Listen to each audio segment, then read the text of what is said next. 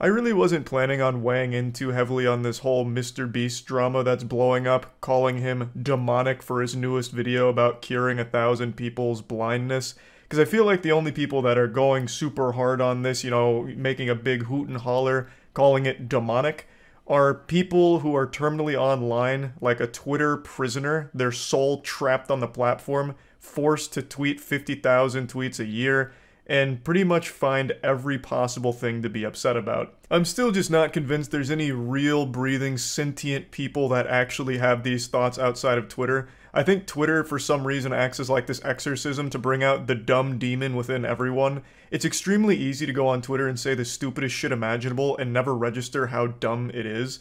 I don't know, that's just the Twitter brain rot in a nutshell. It's very easy to do things on there and feel like you're being productive, like you made a mean tweet or you complained about something, thus you're improving the world. Anyway, I'm already getting lost in the sauce here. I'll break down the situation.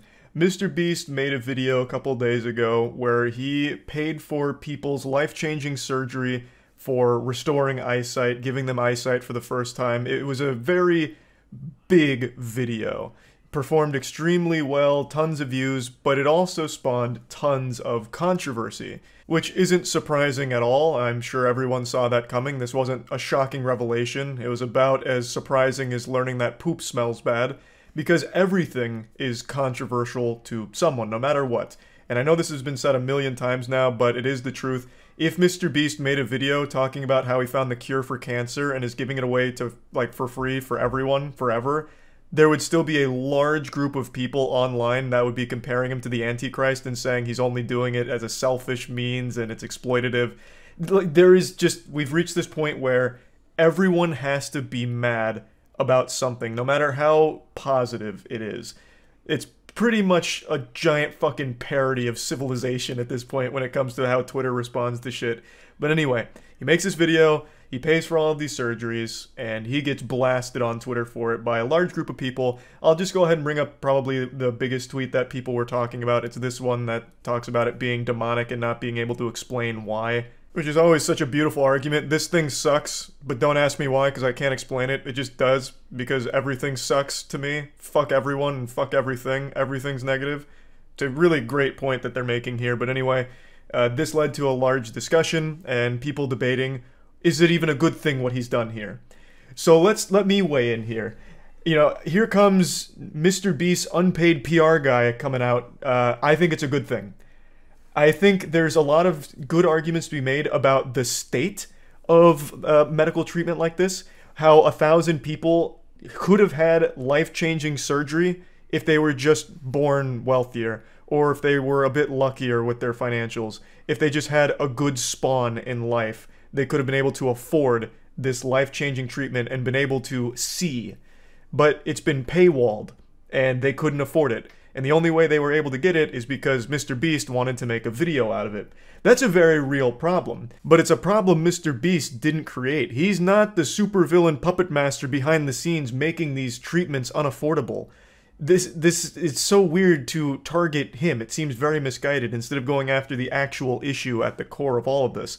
The gift of sight shouldn't be something that you have to fucking be lucky enough to afford. Treating vision like some kind of DLC paywall package is so fucking awful. A lot of people criticize this because he made a video out of it saying, well, you could have just done this on your own, which you could have, and I always agree that that's a very fine thing to point out. I've always agreed that doing good deeds in private is far more genuine and authentic than doing good deeds for the sake of public brownie points or reputational benefits. A YouTuber making a video, giving homeless people money for 12 hours challenge. Impossible. It's like, oh, that's kind of fucking weird.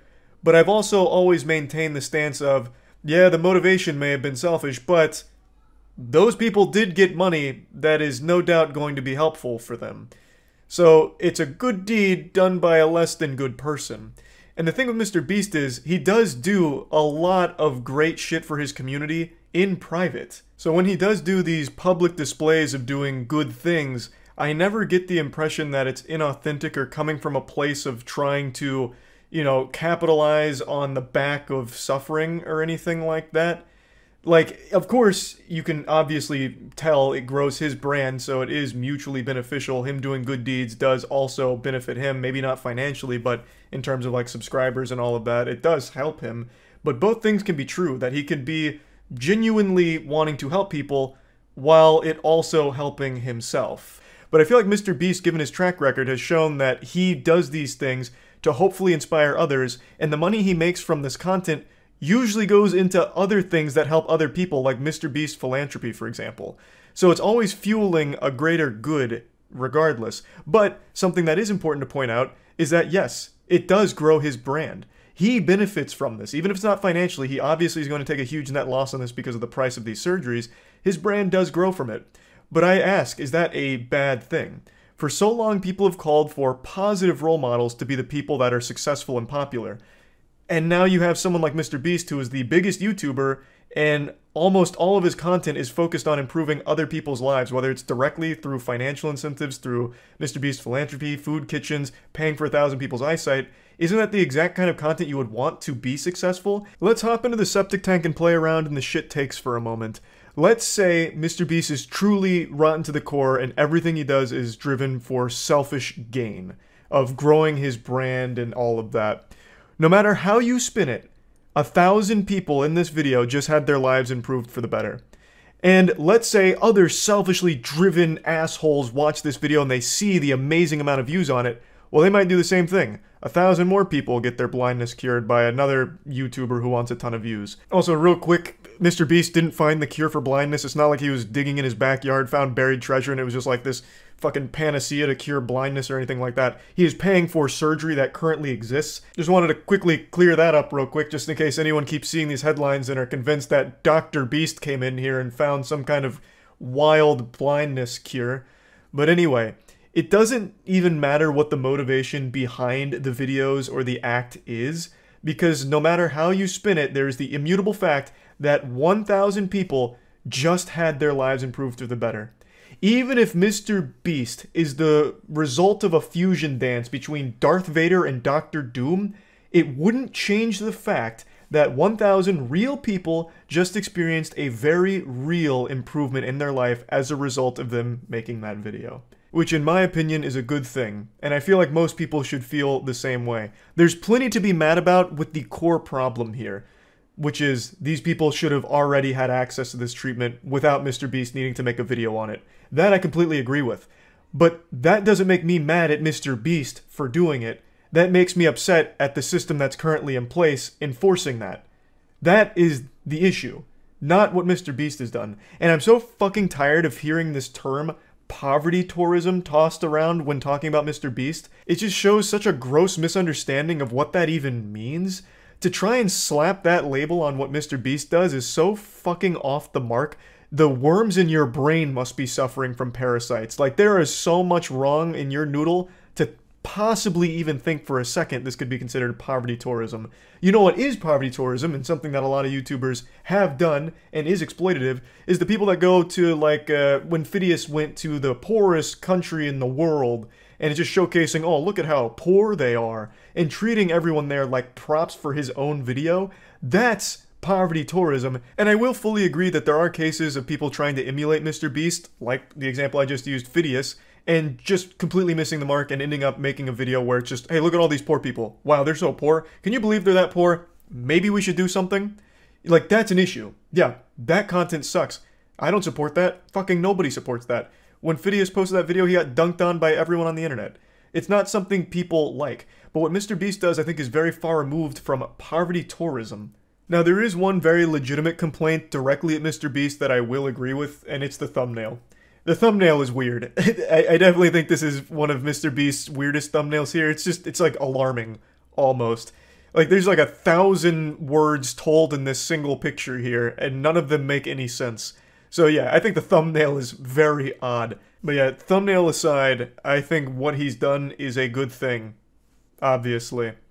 And I don't really know how you can even justify through mental gymnastics why it's bad and why you hate him for it.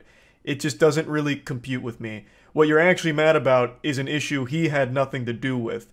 Again, I don't think people should have to rely on a YouTuber looking to make a big video in order to get life-changing surgery. That is the issue. It's not so much the YouTuber that pays for that surgery. That I think is just, no matter how you spin it, a good thing for the person. I'm really tired of people speaking on others' behalf, getting offended for other people that they're not involved with and they don't know.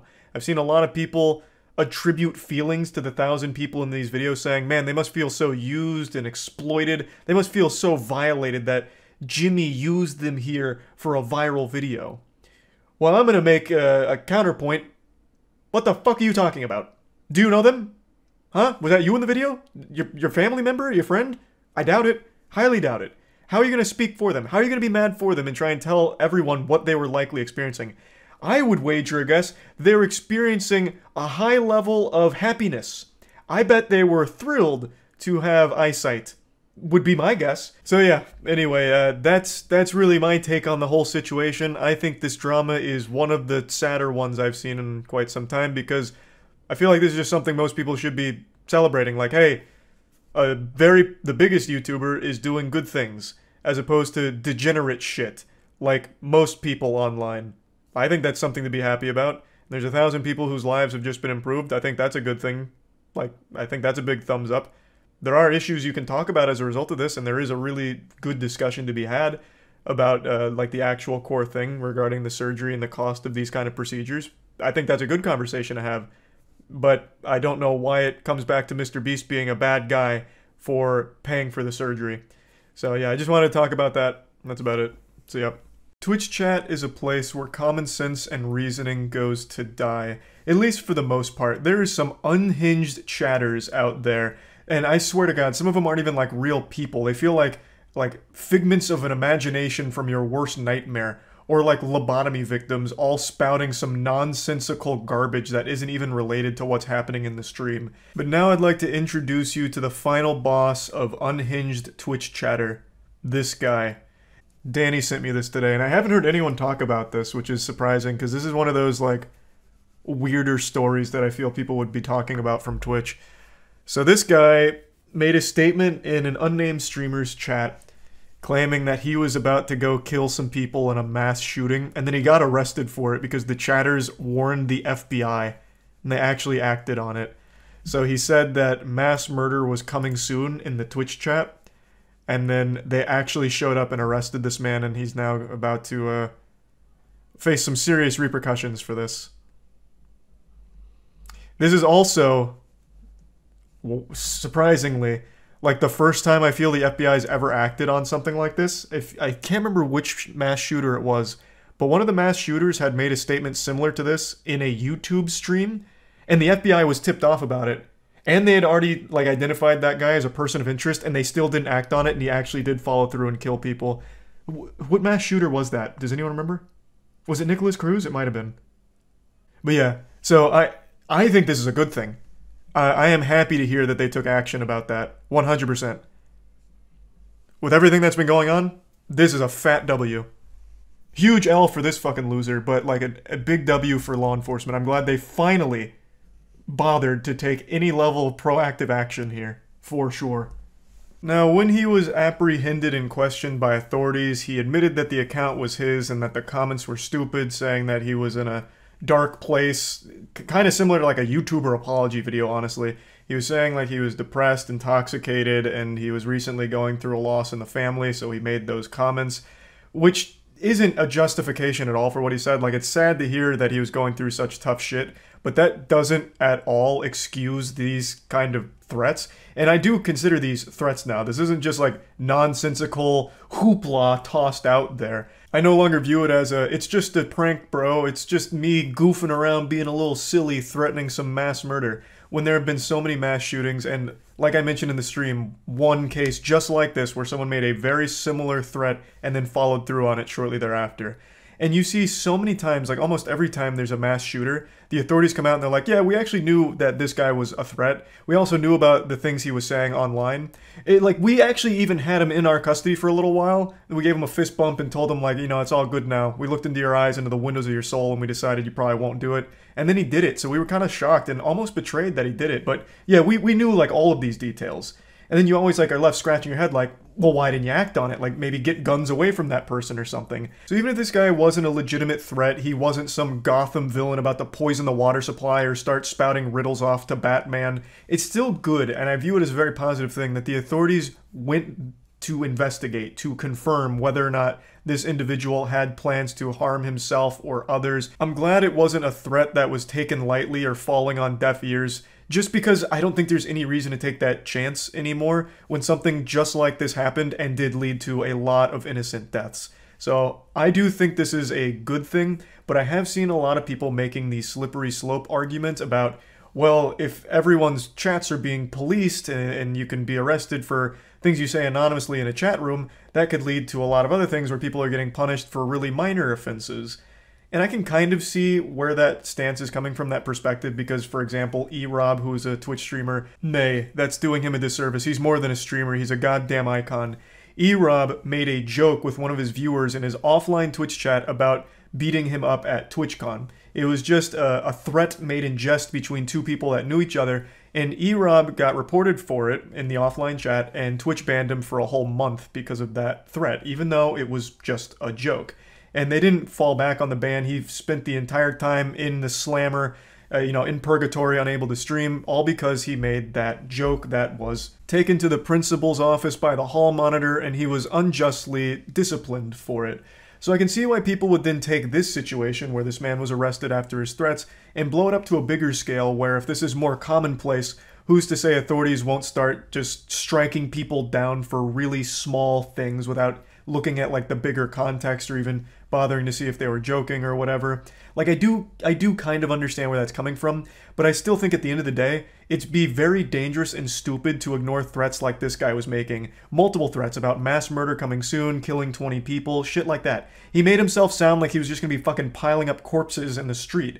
Like that is something that I don't think should be taken lightly and shouldn't be ignored. So I am happy they stepped in for that. So I do hope they continue to take threats like this seriously because it could very well prevent a tragedy. This isn't the only time a mass shooter has advertised their upcoming crimes.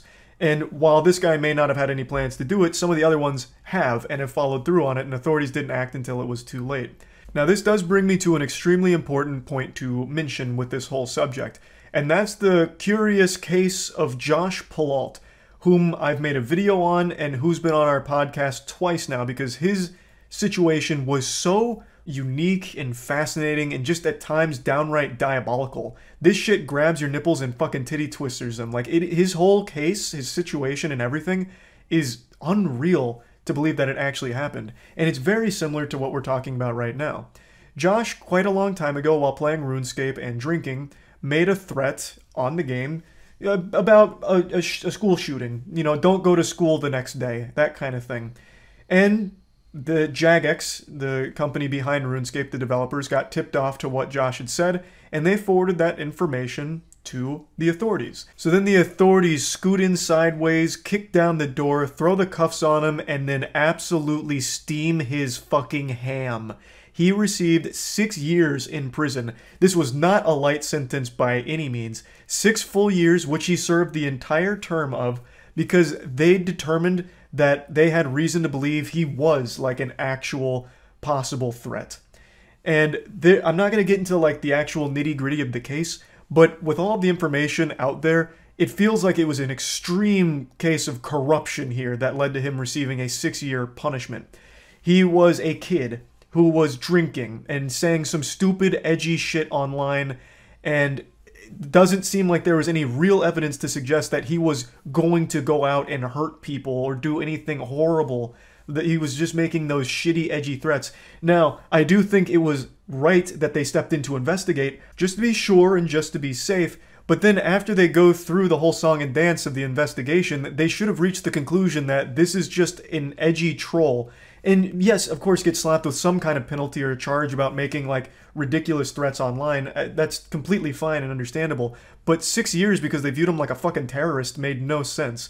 So I do think with a case like what we were talking about today initially, and comparing it to Josh Palalt's case, I do think that there is a level that needs to be had from the authorities where they take these threats seriously, but then they also have to be fair with the investigation, where if they determine it's just some edgy asshole with no real or imminent threat to the people around them, well then charge them for the threats, but don't go the extra mile with this vendetta, this grudge against them where you just want to see them behind bars forever. Now in the case that we're talking about today with the Twitch chatter who made these threats of mass murder, he's currently facing charges of written threats to kill or do bodily harm.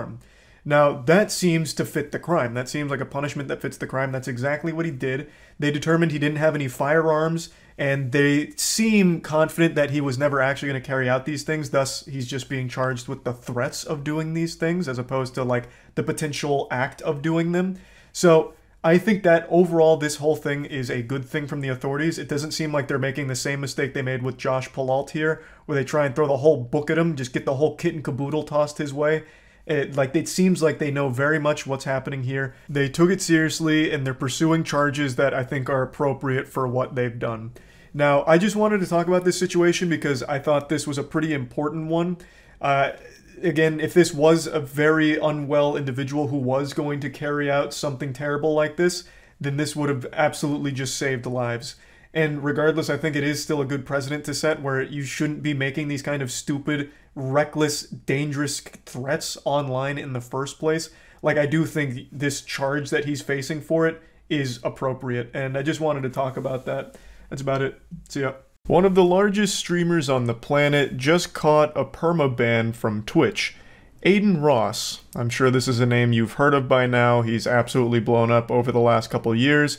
And last night, he got banned again. This is far from his first rodeo. He's actually a veteran in this field. He's gluttonous when it comes to Twitch bans. He's eaten those puppies like muffins out of the oven. This is his 8th ban, and by far his most severe. As of right now, it seems like this is a permanent ban from the platform, and just like the mystery of why I'm so short, the reason for it is unknown as of this moment. However, a lot of people, including myself, have been speculating as to what the cause could have been. Recently, there's been this unholy floodgate, like a dam that's broken in the mind of Adin Ross's brain, that's led to him making the worst decisions imaginable over the last couple months. So you might not be familiar with Adin Ross Twitch streams, but you've probably heard his name because this goofy goober streamed the Super Bowl on Kick. He just streamed the entire Super Bowl watching it without permission from the NFL. It's not like he had some kind of like back alley handshake deal with Fox or the NFL to rebroadcast it. I'm pretty sure Adin Ross can't even spell the word license, so he didn't have the rights to restream that shit, but he just still fucking went hog wild with it. Now, nothing has come from it yet. I don't know if anything will. As I understand it, in cases like this, the lawsuits take a couple months before they start to actually form. So if they do decide to pursue action, it probably wouldn't have happened now anyway. It'd still be a couple months out. That's if they even decide to. Then there's no telling if they will. But clearly it's a huge no-no to freely rebroadcast without the rights the biggest American broadcast. You can't do that. It's illegal. Now, let's say you haven't heard of that fumble that Adin Ross recently did with the Super Bowl thing. Maybe you've heard of him over the last week or so because he also just freely streamed porn on Kick. While streaming, Adin Ross decided to go to Pornhub, I guess to make a point about how you can do anything on the site, and he just he showed porn to his audience, and keep in mind, a lot of his audience is very young. They're minors. They're actual children. Now, he's not going to face like a felony charge from this that I've seen a lot of people say he might, because in the stream title, I believe he had 18 plus there, which I guess is a legal safety net for him to fall back on.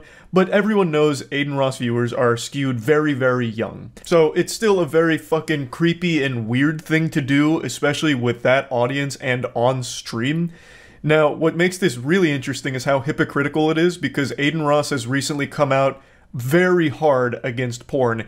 He's taken up the Master Shield and he's blocking anything sexual. He's made these very huge statements about how porn will ruin your life and addiction to porn is gonna send you straight to hell and it's gonna make everything in your life miserable. And he's not wrong. Addiction in any form is life-ruining. Porn addiction is a super insidious one that absolutely does ruin lives. But he's taken this stance of porn is the devil. It's the ultimate evil. and then he turns around and watches porn on stream. He just hasn't been making smart choices. It's just been one bad decision after another from him recently. And also, it didn't help that a few clips from his previous streams started going viral on Twitter, and people were calling him racist for those clips. Now, I haven't seen all of them, I've only watched one of them, and to me, it seemed more like a shitty joke that was poorly done, as opposed to evidence of him being a legitimate racist. But I haven't seen all of them, so I don't really know for sure or anything like that. But the only reason I'm even mentioning those clips is because this is another thing people are pointing to as a potential reason for his Twitch ban. But anyway, after his ban on Twitch, he did go live on Kick like an hour or so later in order to talk about the whole situation. And my god, that devolved into complete unhinged lunacy. Holy shit. That went wacko mode off rip. It was brutal. He went from, like, talking about the general situation immediately into trying to bring on actual Nazis. And I don't use that fucking word lightly. I hate that the word Nazi has become so meaningless and watered down. Literally everyone gets called a Nazi now if it's even a slight disagreement on even a trivial opinion. When I say Nazi, I mean an actual neo-Nazi, a self-proclaimed Nazi. Adin Ross wanted to bring on to stream to learn from, I guess, or interview. A super weird idea. He was on some goofy shit. He even asked Trainwrecks if men can get raped, and then made it seem like he doesn't think that's possible, like that whole concept of a man can also be the victim of rape. Like, that was lost on him, like it didn't compute in his mind. So just keep your eye there. You know what I'm Train, saying? Keep your eye on everything. I have a question. Can guys get raped? Yes. Guys can get raped? Yes. Can you give me an example? It works the exact same way. It just, right? Like, we can talk about it later, and you can ask me and we can clarify things. But yes, men can get raped too, yes. Okay. Thanks, Train. All right, bro. Thanks, Train. It's baffling that that even needed an explanation for him. And the fact that he even got combative about it, like, give me an example, is super concerning. You can hear Train is also surprised and stunned, like, what? Like, you can't be serious. But this is, again, just only another small piece of how off the rails this stream went. So it devolved into absolute wild madness, much to the chagrin of Trainwrecks, Trainwrecks being one of the owners of Kick. Train was literally in a call with him trying to, like, talk him down from these terrible ideas and literally advising him not to do half the shit that he wanted to because of how bad it made the entire site look and what that opened the site up to and the reputational risk associated with all of it. So it was just a complete disaster from top to bottom, but he did say something that shed light on his ban. Did they tell you why you got banned, or like not them specifically, but like in the email? Yo, Blood, thanks for the host, bro. Okay, so yes. I got banned for basically... I don't know if I should say that publicly. My legal team is advising me not to. But and don't say it, yeah. But Train, what I will say is this though. What I got banned for makes no sense because I haven't. It said all I can say is that it occurred on. It says it occurred on stream or on VOD. It wasn't occurred like somewhere else. It basically was occurred on my stream or on my VOD. So it makes no sense. Does that make sense? A little confusing here, but as I understand it, Twitch is claiming that something Adin Ross did happened on their service, whether on stream or on one of the Twitch VODs, and it seems Adin disagrees with that, thinking that whatever they're talking about happened elsewhere. I believe is the situation. It's a little hard to follow since he and his team aren't revealing what exactly the reason is, but it seems they were given a reason, which is more than a lot of people get. Usually with a Twitch ban, they don't ever tell you what the fuck you got banned for, you just have to guess yourself, which is always such a fucking headache. And I also think this highlights a problem with Twitch and the way they handle bans. I don't understand why they don't just publicize the reason themselves. That would make every situation significantly more transparent for everyone. The streamer, the community, literally everyone. Unless it's like an actual legal matter, I don't see why they don't just reveal the violation that the streamer made. But I'm getting a little sidetracked. Adin Ross did get banned on Twitch. They did give him a reason. They haven't revealed it. Him and his team have not revealed what it is yet. I don't know if they will or if they're planning to anytime soon, but they do have a reason, and it seems Adin thinks it's nonsense, and it seems like whatever they're pointing out as the cause, they're arguing happened on their platform, while Adin seems to disagree with that. But yeah, that's where this whole situation's at. This happened while I was streaming last night, so I saw most of it unfold in real time. I'll go ahead and play you some clips where I started making other speculative guesses, some potential game theories on what Twitch may have slapped him for. I don't think any of them are good reasons. If any of these are accurate, I don't think they are, but I'll still show you these anyway, just in case one of these does turn out to be one of the actual reasons. I'll look like a fucking genius for getting it right, I suppose. Though again, I don't necessarily think any of these are good reasons. This must have actually just happened, like, during this stream right now. Because there is nothing on Twitter about it. Here, let's check LSF. Usually they're hot on the case of everything. Nothing on LSF. Oh, no, wait, here. It's in the Rising from 10 minutes ago. Yep, Adin Ross just got banned. Did he do anything recently on Twitch? I know he showed the porn on Kick and all that, but did he do anything on Twitch?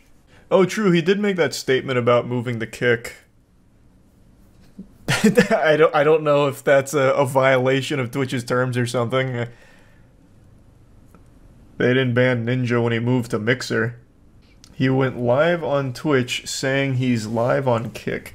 Is he live right now on Kick talking about it? Well, immediately got porn. I just wanted to... Jesus, I just wanted to see if he was live, and it's just immediately porn. But yeah, I don't know if that's true with what Chatter said there. If you go to the streamer bans, it says the ban was 12 minutes ago. Yeah, this is fresh. This is right off the press. This shit still got steam coming out of it. Well, it looks like he's gonna have to really jump in with both feet on Kick now since he's no longer got Twitch. Hope you already signed that contract, because if not, oh boy. I hope for Adin's sake he already signed that Kick deal, because otherwise Kick is going to negotiate the fuck out of him to bring it way down. They made him a seriously high offer. It wasn't 150 mil, but they gave him a bag. Like, offered him a bag to move to Kick, but that was under the assumption that he'd have Twitch. Like, they had to get him off of Twitch, because he's already got a huge audience on Twitch. But if that's gone, they no longer need that bag because he has really not many other options. YouTube's not going to pay him to go to YouTube, I doubt. So Kick is going to really negotiate hardball on him, I think. So hopefully he already signed that contract. Otherwise, he just missed out on a lot. God damn. They must have accidentally CC'd Twitch reps on those contract negotiation emails and they wanted to fuck him up. He can still go to Facebook Gaming. True. There's always Facebook Gaming, I guess. No, I don't think they banned him because of his whole Kick stuff. Because, I mean, Train literally owns Kick, or at least a part of Kick, and he still actively streams on Twitch. He's not banned. So I don't think that was their reasoning for it. Something must have happened, or, you know, maybe they actually did take the off-platform porn broadcast into consideration. I really couldn't tell you. Why was his Kick stream bannable on Twitch? I don't know if it was or not. I'm only speculating on potential reasoning, because I don't think he was live over the last couple days. I'm just taking spitballs, just like everyone else. Is the kill yourself thing bannable? Again, I don't know if Twitch actually enforces the off-platform behavior rules. I think that was just meant as like a scare tactic, like a little boogeyman thing to keep in mind. The whole kill yourself thing was the message he sent to Jake, who reported on him streaming porn on Kick. He sent him a message saying, keep yourself safe, KYS, and then like a little smiley face at the end. I don't think that would have been why Twitch banned him. I have no clue. I've been debating talking about this topic for the last couple of days, but it's such an awful situation I really didn't want to. I was hoping that it would have settled down by now, but it's only been getting more popular. So I figured I might as well at least discuss it before it gets fully out of control. Right now, the worst content creators on YouTube are getting millions of views and making thousands of dollars by following one disgusting, shameful trend. And I know that sounds like one of those old banner ads on porn sites. This ugly piece of shit's fucking hot moms in your area, and you can too. Doctors hate 'em. Click here to find out how. But unlike those ads, I'm not making this up or exaggerating. Right now, there are tons of degenerate loser scumbags that are trying to use the passing of Technoblade as a way of gaining subscribers and making lots of money. either by clickbaiting videos with Technoblade in the title, or by making 10 or 20 plus videos all about the passing of Technoblade in order to get the maximum juice for the squeeze from the AdSense. It's so disgusting and shameful. It's fucking vile. I'm certain all of you have heard by now, but just in case, Technoblade was a very large creator on YouTube. He had a massive audience and was a very influential and inspirational creator to a lot of people and channels. And unfortunately, he passed away recently. His father made a heartbreaking video going over the whole situation, and it's just been really sad. So obviously a lot of people on the internet have been mourning the loss of Technoblade. However, there's been some extremely twisted, sick fucks that have tried to use this situation as a way of financially gaining. It's like some actual villain shit. Like Mr. Krabs with dollar signs in his eyes once they saw that Technoblade passed. They immediately started making videos on it, clickbaiting him, and really trying their best to capitalize off the passing of an absolutely great person. I'm not going to show you very many of them because obviously a lot of it is just done for the attention, like the rage clicks. They just want to farm as many views off it as possible, so I'm only going to show a couple here. This first example comes from a channel named It's Owen, and of course this video they posted isn't real, it's just clickbait. And I was actually familiar with this channel before they posted this video, because this channel was notorious for dog shit clickbait. He'd constantly post things like, I met MrBeast and he was very mean to me, even spit on me, parentheses, very rude. Or, MrBeast forgot to stop recording and his wiener fell out, yucky. Oh, and then also some shit like, a fan asked PewDiePie for an autograph and ended up in the hospital because PewDiePie beat him within an inch of his life, parentheses, not nice at all. Just awful garbage. I have more respect for shit stains in a gas station urinal than I do for Owen, but at least there's a happy ending here, because Owen did get banned for this, and he's whining on Twitter about it right now. He checks in almost hourly to see if YouTube's decided to overturn their decision, and we can only pray they don't. Justice has at least been somewhat served with Owen being off the platform, but from what I understand, he actually has another account, or even a couple other accounts. Going back on his Twitter timeline, it seems like he has a side hustle of creating YouTube accounts, posting absolutely abominable clickbait on them in order to gain subscribers quickly, and then selling those accounts, as well as the play buttons associated with them. I will say though, I am a little bit skeptical of the Twitter account here because it only has 560 followers despite the YouTube channel having almost 4 million. But I could also see why it wouldn't have any followers since his content is only clickbait that people click on for 10 seconds and then leave. Even like 4-year-old toddler baby brains on autoplay. And then they'll just accidentally subscribe. So they wouldn't exactly follow him to Twitter. And he is having like a dialogue with YouTube, so I'm assuming this is the legitimate account. His newest post is also super embarrassing. It just says new bitch with him pinching a girl's ass. I don't know how people get delusional enough like this to think that these pictures are cool. I guess in his head he thought this was pure epic style flex, but in reality he just looks really goofy and silly. He's wearing a fucking hat that says icon on it, despite no one knowing who he is. He is a faceless clickbaiter, and I wouldn't be surprised if this girl has no idea who he is. He just convinced her, like clickbaited her, into thinking that he was the brother of Napoleon Dynamite. But of course, Owen isn't alone in being this shameless. Yes, he was a massive hemorrhoid that YouTube has thankfully removed, but there's still plenty more plaguing the butthole of the platform. I'm not going to show many others, but there are a ton of other YouTubers that are making content just like Owen did that he got banned for, clickbaiting the passing of Technoblade. Now let me move on to the next big channel that I'd like to show you. This is Dream SMP Official, except it's not official, and it's just doing the best it can to monetize the passing of Technoblade. They have posted 25 Technoblade videos since his passing. My heart goes out to his family and loved ones. Hug those that are close to you. Tell the ones that you love them. That's the content that he's posting around the passing of Technoblade. A screenshot of Dream SMP member posts being read by text-to-speech. And he posts a video on it and monetizes it. He has made thousands of dollars from this over just the last 4 or 5 days. And I believe Microsoft Sam is entitled to at least a good portion of that because he's got text-to-speech working overtime on this shit. posted 25 videos on the passing of Technoblade. And this is operated by one person whose name is Runalong. And they were confronted in Discord about it. This is confirmed to be run by Runalong because if you click the Twitter associated with his account, it goes to his Twitter and the Discord. So it is not actually owned and operated by Dream SMP. It is just someone that's piggybacking off it and profiting big time. So in a Discord interaction, a user says, why don't you have the charity link to the side? Like, look at this video by Techno.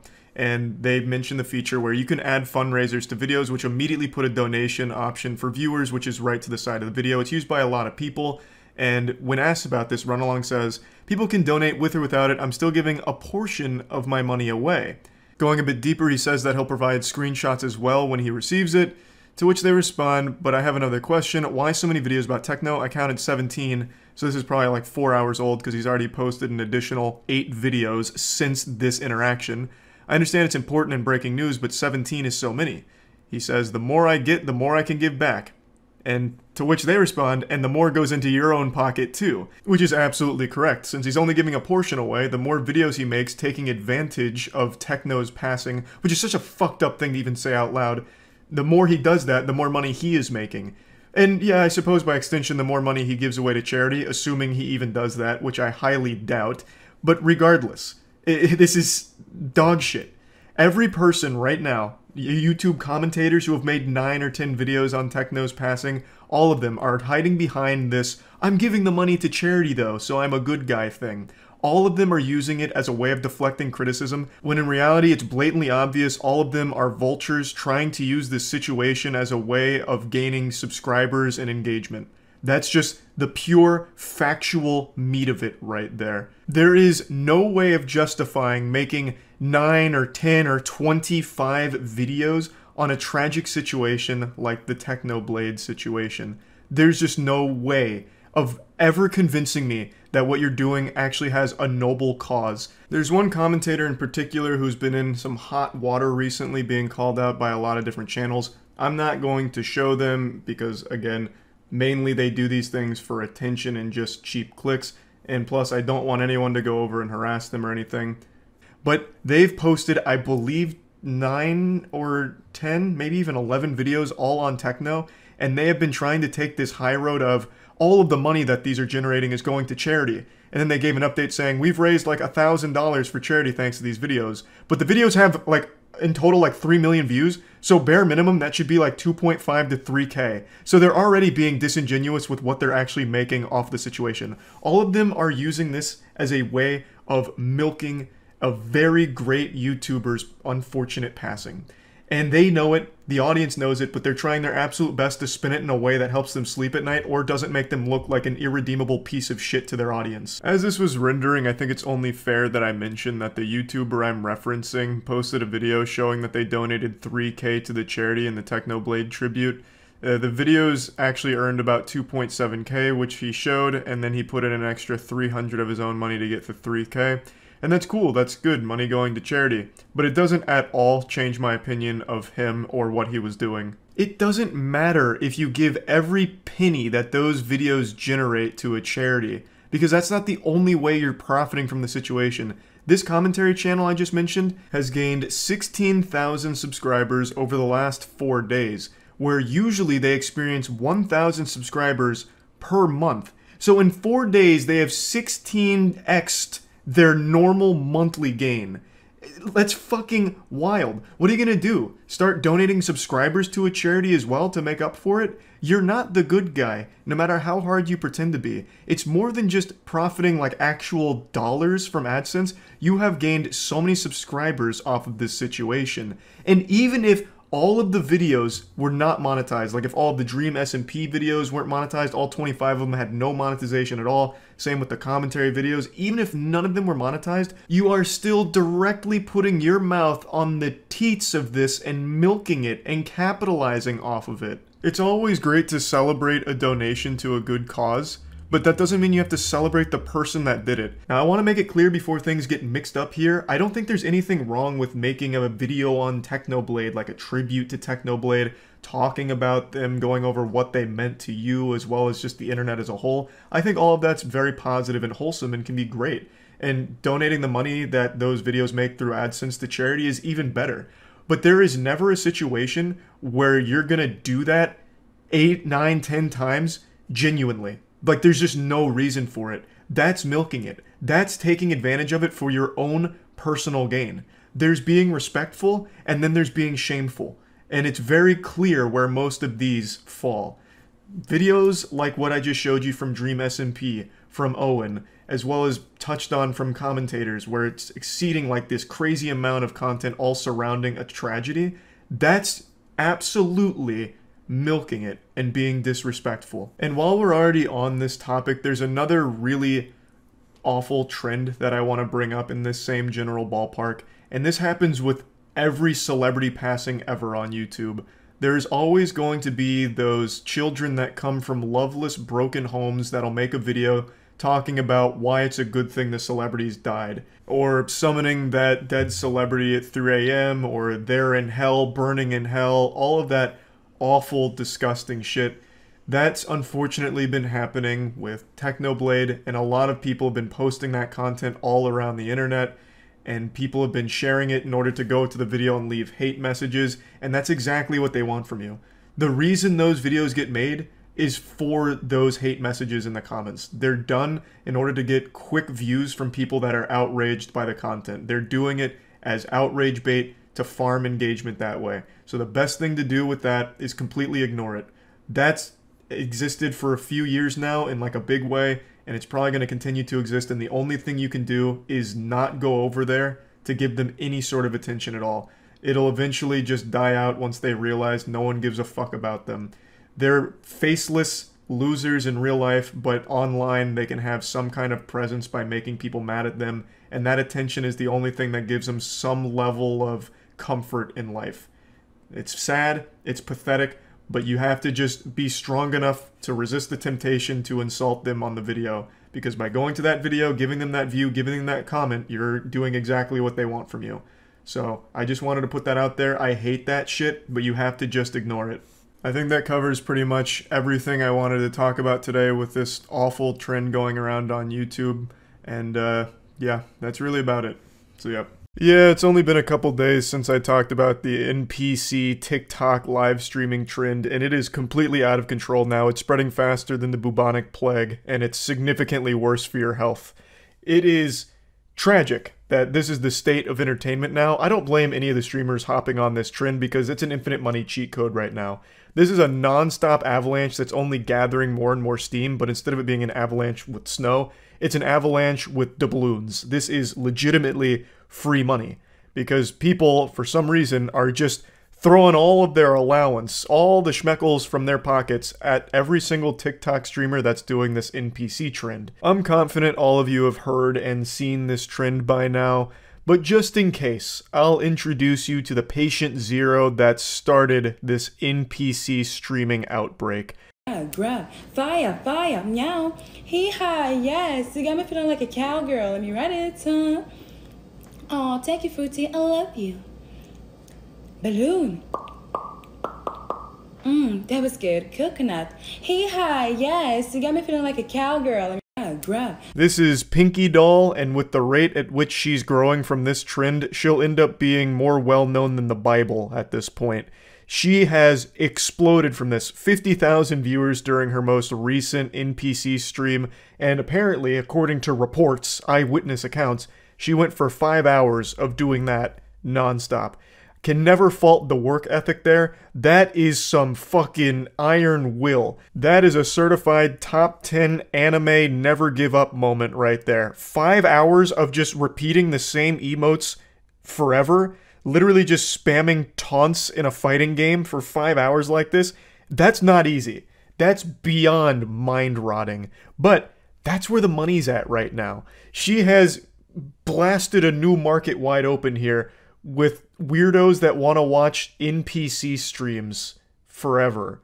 So it's really smart from her to capitalize off this, especially considering I imagine it won't last for too much longer. This is absolutely one of those lightning in a bottle situations. I would be shocked. And I've been wrong before. It's rare, but I have been wrong, like the time I thought I got bit by a bat watching Jurassic World in theaters, and it turned out I had just fallen asleep and had a nightmare. Point is, I have been wrong, and I don't think I'm wrong here. I believe this trend will probably fizzle out and die like a sad little wet fart within about another week or two at most. I just really don't envision a world where kids will continue to keep coming back to these because it's the same thing every single time. Though, I'm going to go ahead and argue with myself here. On the flip side of that coin, kids do just endlessly loop finger family videos and Elsa making out with Spider-Man shit and you know, Crazy Shark or whatever his name is. Left Shark, I think is what it is. Baby Shark. Christ. Like, they do subject themselves to the exact same things on repeat forever, so maybe this will have legs for quite some time. I'm not really sure, but regardless, it's smart from Pinky Doll to keep striking while the iron is hot, because she is making a fat stack of cash from all of this here.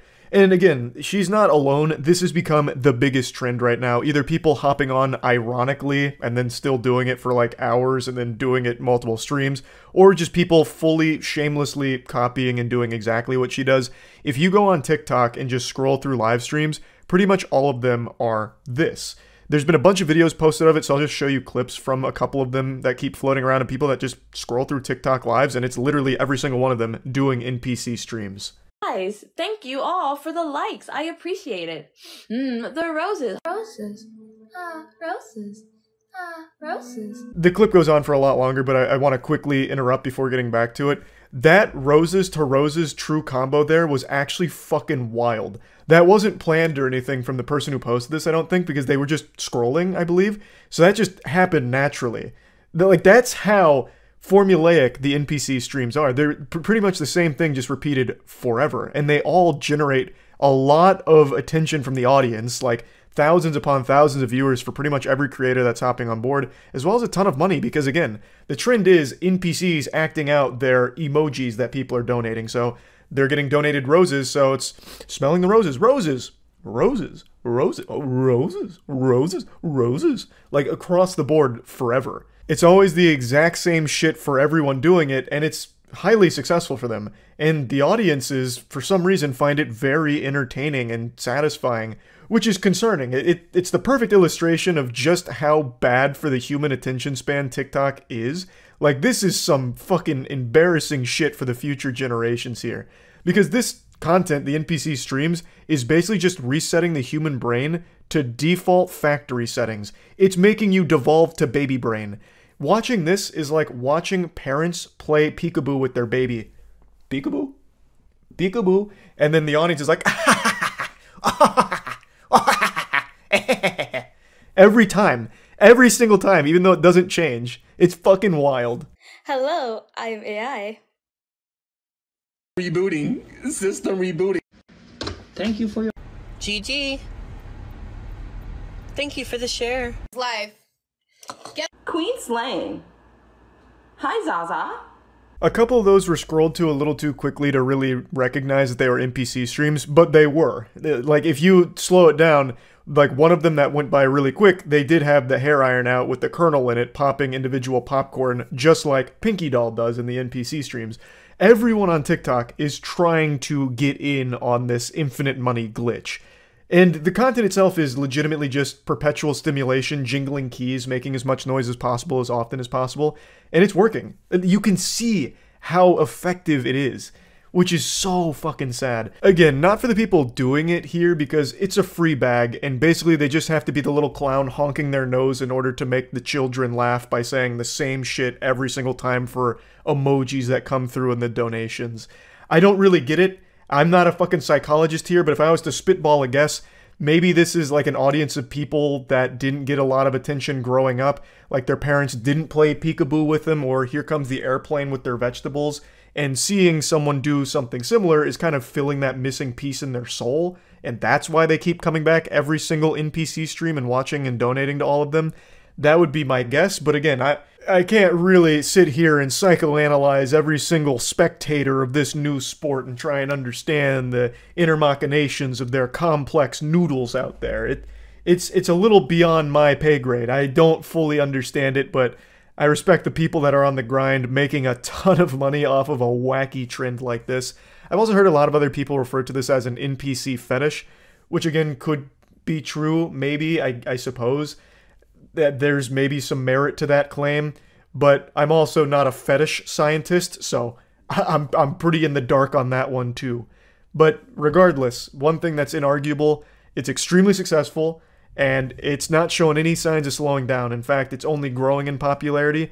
But again, I do think that its days are numbered. I don't think it's going to last that much longer. So anyone that's on the NPC trend, you gotta stick this shit out for as long as possible. Fucking grip it as hard as you can in order to just continue to squeeze it for a little extra juice. Also, I mentioned that it's not easy to do this because it's not. Like, it's super simple, but it's not easy. It's many hours of just repeating yourself forever. But what I am surprised I haven't seen more of, and maybe it's just because I don't watch the NPC streams, I only see what gets posted online for the frequency of it. What I'm surprised that more people aren't doing is just recording maybe like 15 minutes of you going through all of these emotes like, thank you, fire, fire, gang gang, gang gang, gang gang, all of that. Do that for maybe 10 minutes, and then just loop the video on a TikTok live stream. TikTok live streams are filled with fucking scams already. It's a fucking cesspool of scams. And one of the scams that people do is fake live streams where they just loop a video like that. I'm surprised people haven't been doing that for this trend, especially considering how easy it would be to do that. Like, I don't think anyone's going to be sitting there and recognizing like, oh, they didn't react to the roses. Oh my god, they didn't react to the dumbbell. Wait a minute, this is fake. And even if they did, what are they going to do about it? TikTok doesn't shut that shit down. They haven't shut down any of the scam streams, so I'm just surprised that that hasn't become more prevalent with this trend, but maybe it's just because I haven't been paying that much attention to the actual streams. Maybe this is super common and most people are faking it. That's very possible, I'm not sure. But yeah, I just wanted to talk about this a little bit because it is completely fucking out of control with how big this has become. That's about it. So yeah.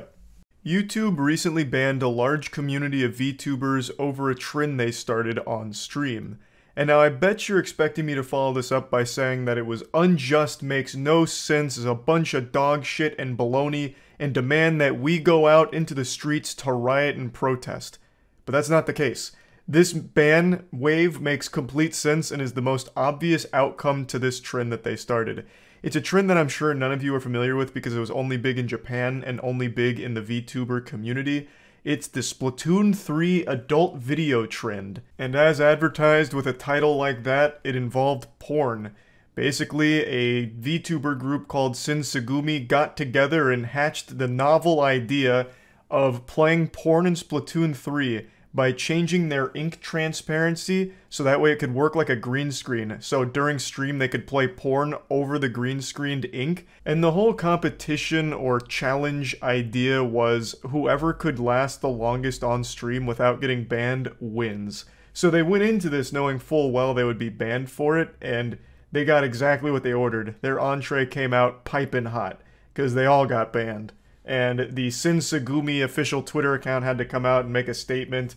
All the individuals that participated so far have apologized, except for like one or two. But most importantly, it brought the boogeyman out of his shadow. Nintendo came forward and made a statement about this, about how seriously they're taking this because it's such a violation of their policies. They even loosely threatened legal action against them, from what I understood. Maybe it was a translation error with their message, but they came out with a series of tweets letting everyone know how fucked up it was. And that's a big deal when Nintendo comes out and starts slinging meat, because they are brutal. Nintendo shows no mercy. They would absolutely imprison a 4-year-old if they were using the Mario license for their birthday party without official expressed consent from the Nintendo company.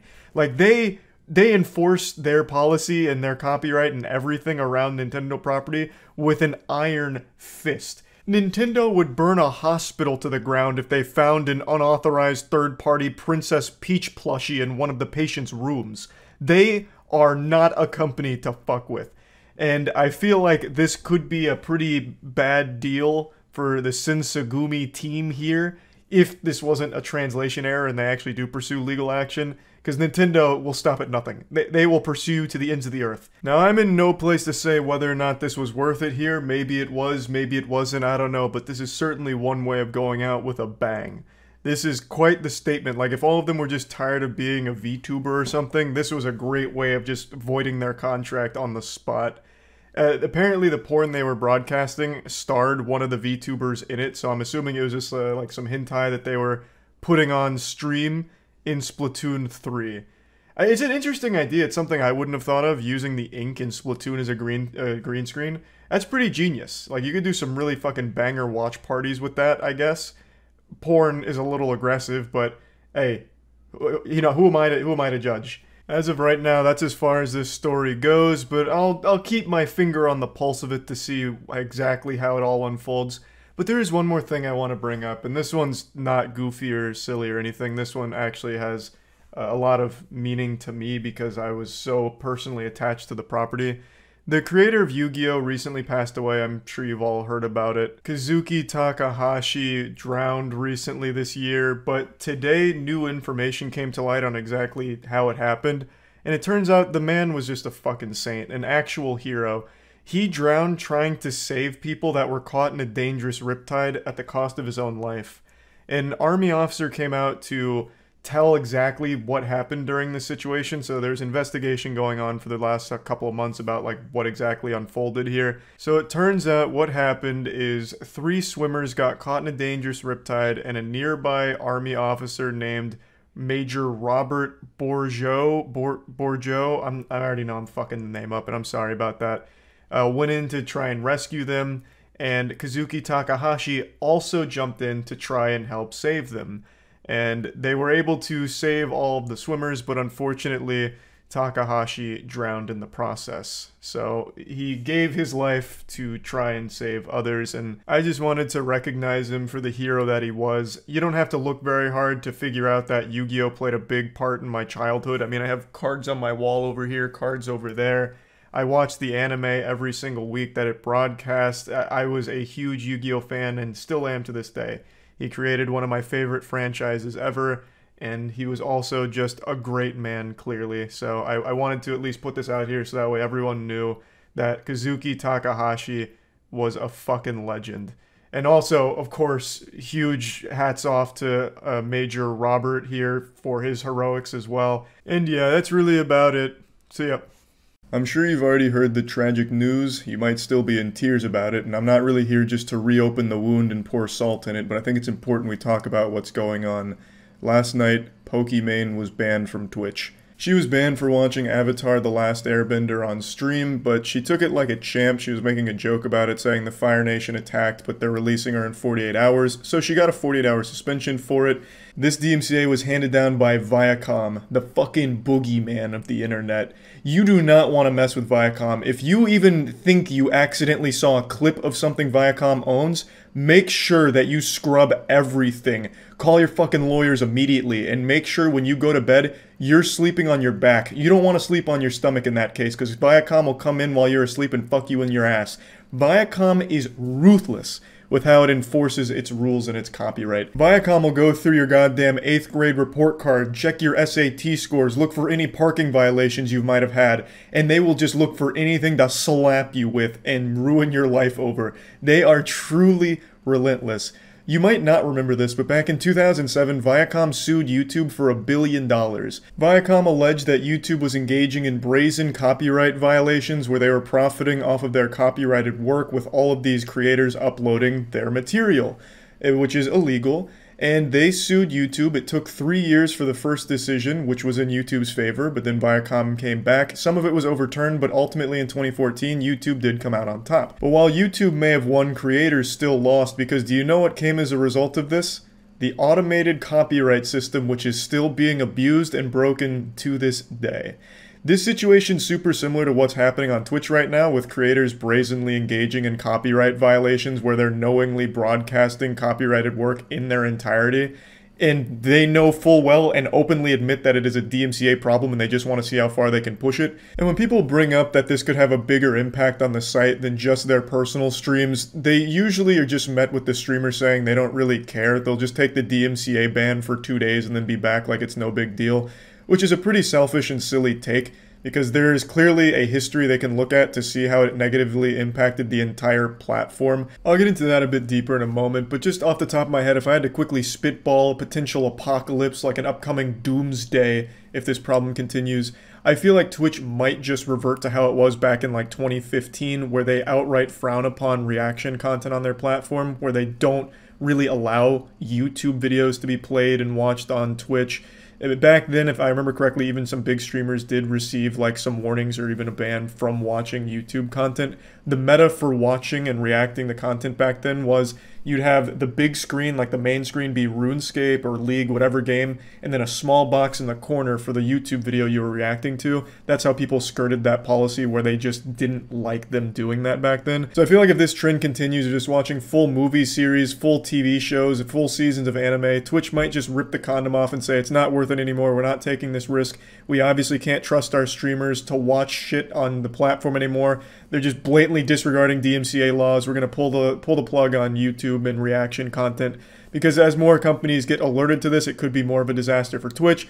They might just feel that it's better and safer for them to just not allow it. Again, it was frowned upon back in 2015, early Twitch days. YouTube as a streaming service already doesn't allow its streamers to watch YouTube content on there. Ludwig's been banned fucking 3 times in a row for it. So the precedent's already there, where watching YouTube content on other people's streams, is in a super weird gray area. And by these big streamers constantly poking this bear of like, hey, we don't care about DMCA, look what we're doing, it could be a much bigger problem for not just them, but everyone.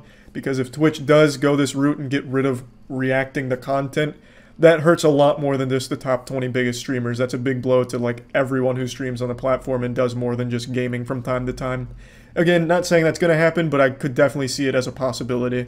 And she's not the only one that's just been watching full movies and TV shows on stream. It's become kind of the Twitch meta at this point to just watch entire movies and anime.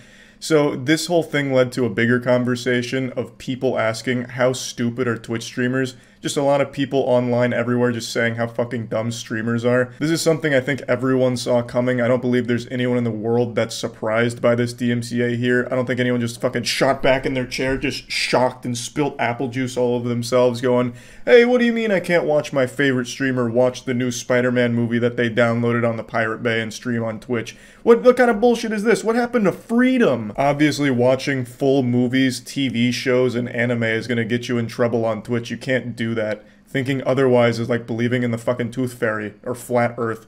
Like, there is very clearly a line of things you can and can't watch on Twitch.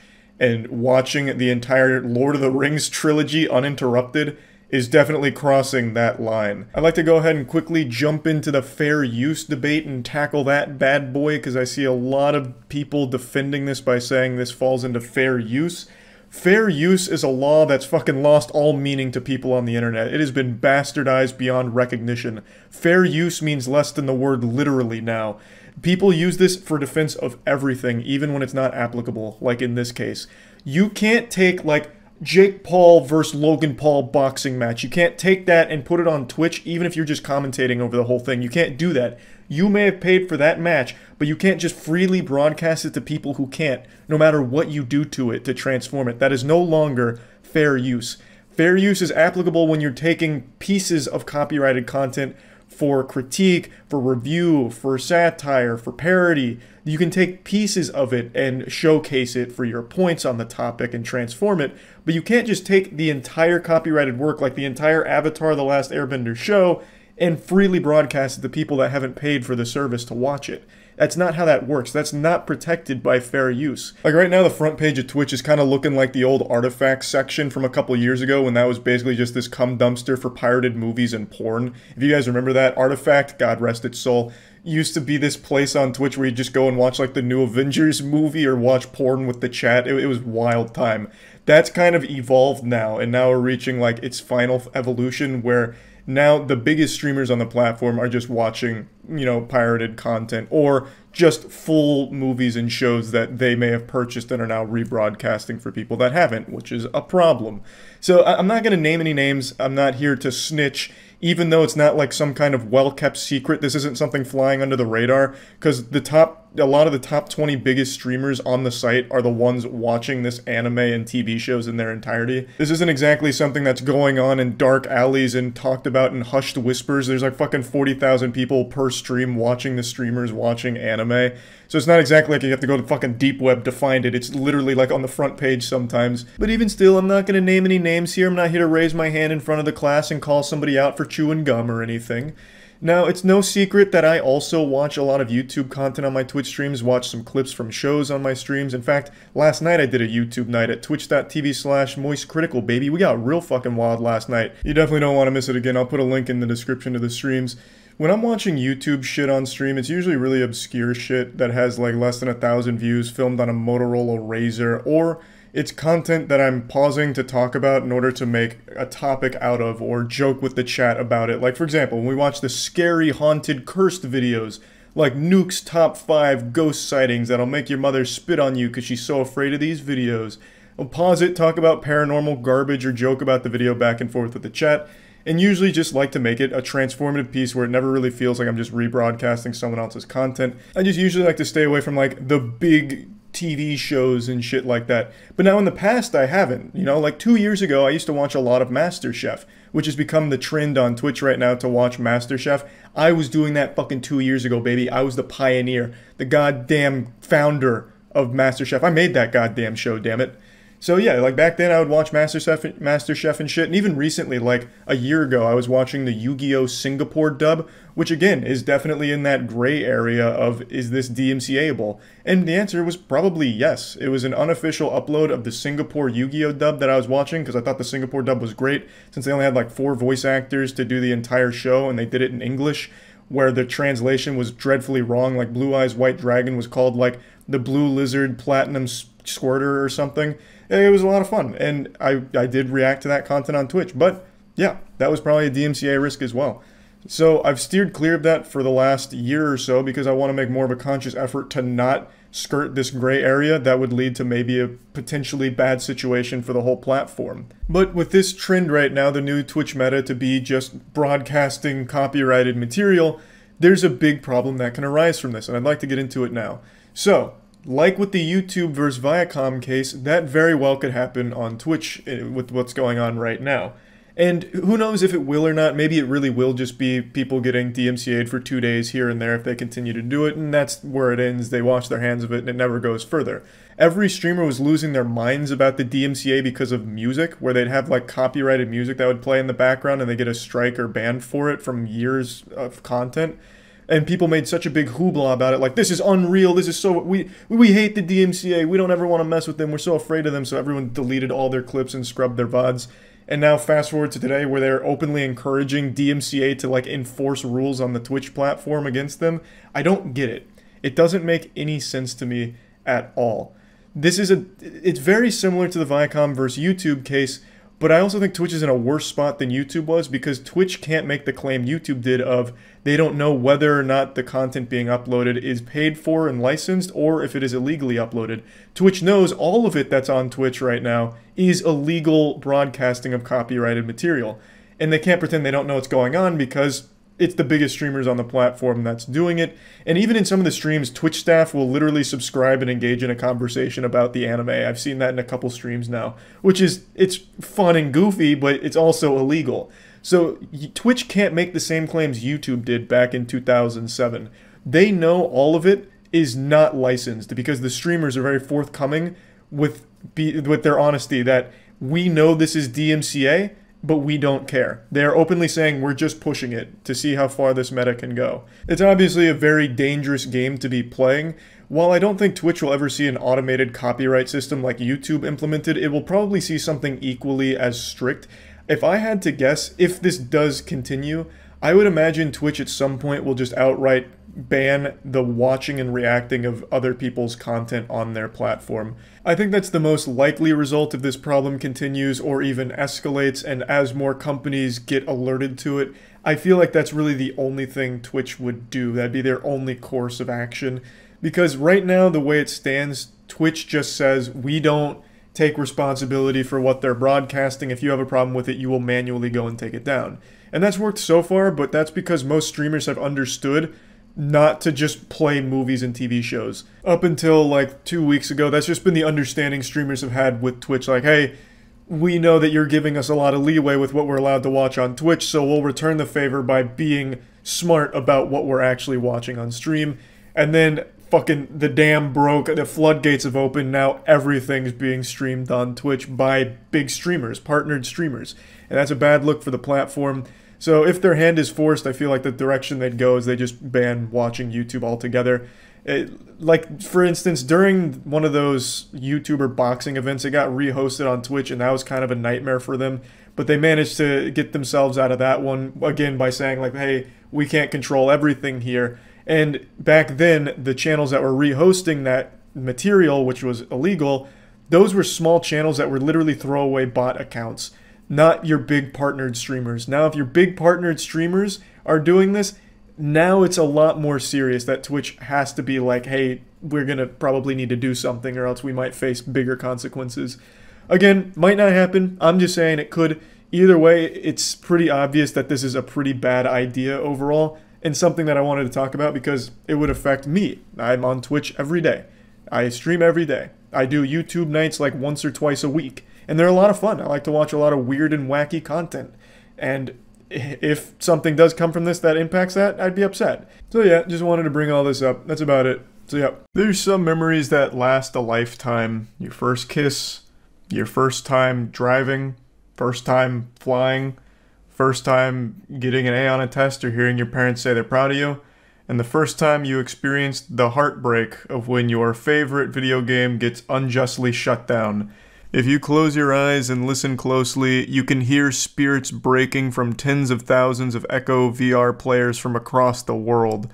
Unfortunately, it was revealed a couple days ago that the most popular VR esport, Echo VR, is being shut down by Meta's new CTO, Andrew Bosworth, aka Boz. Big Boz recently took over and is making some pretty big changes and has cemented himself as the supervillain in the VR space. He, for some reason, decided to pull the plug on Echo VR, which is not a dead game by any means.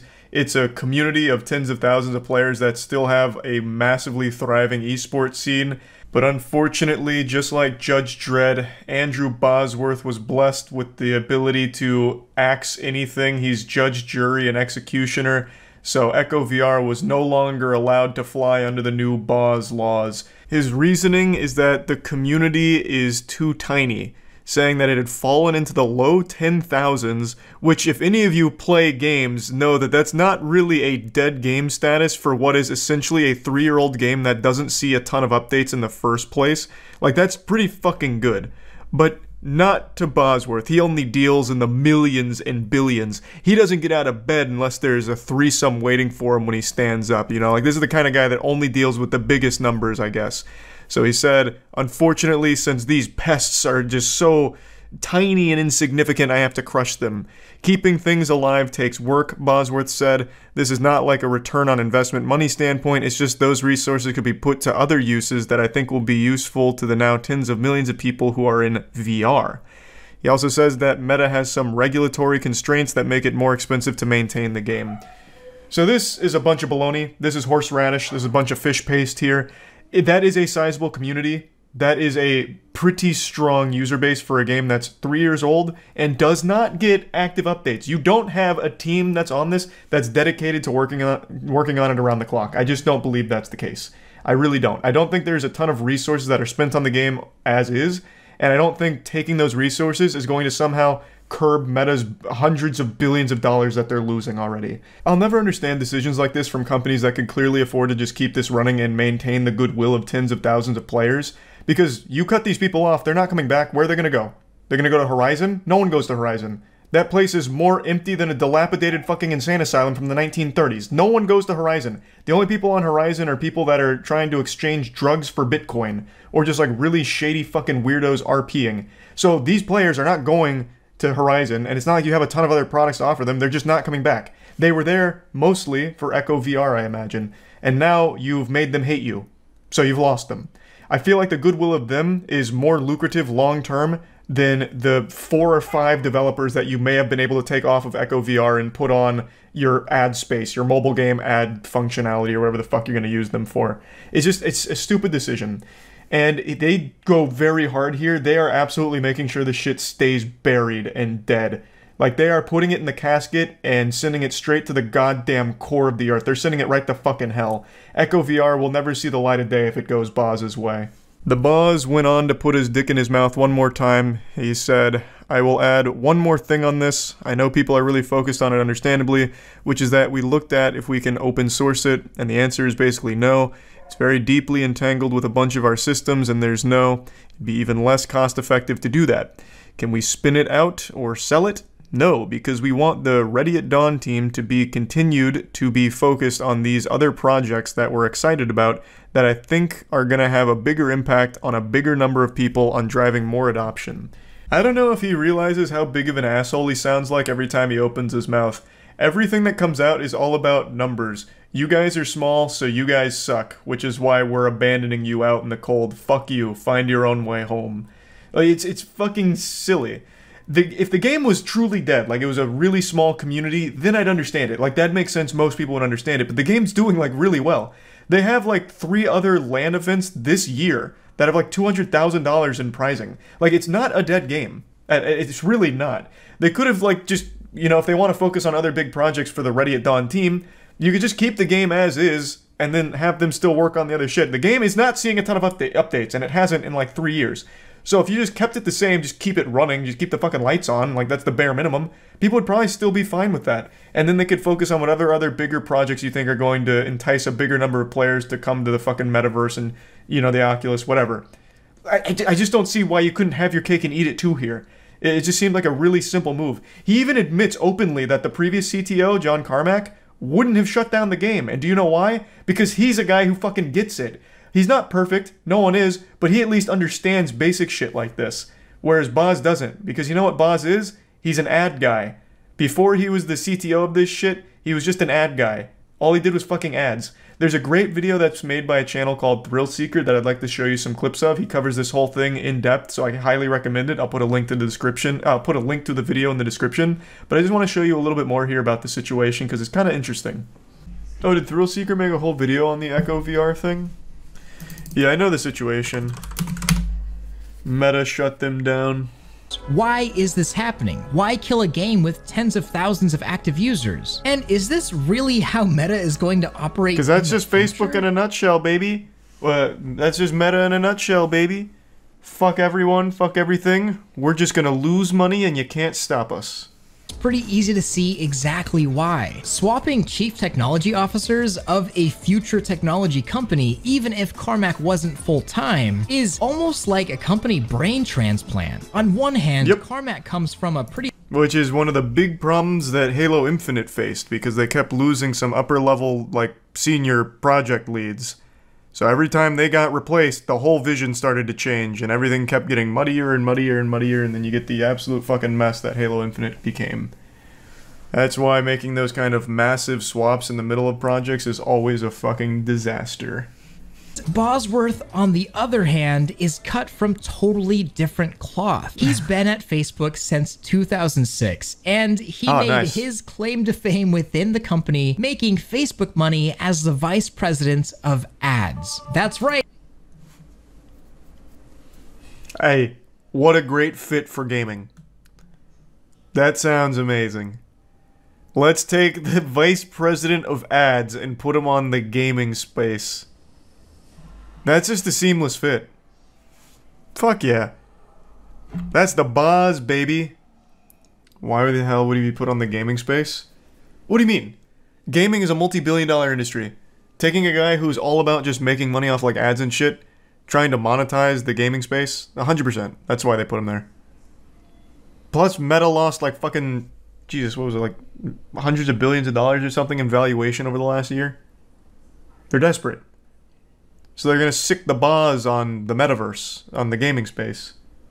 We had a gaming legend, and now we have the legend of advertisements in charge of VR. And as but look how cool he is. And sick as that is. So what happened here? It just dwindled. You know, the user base is small.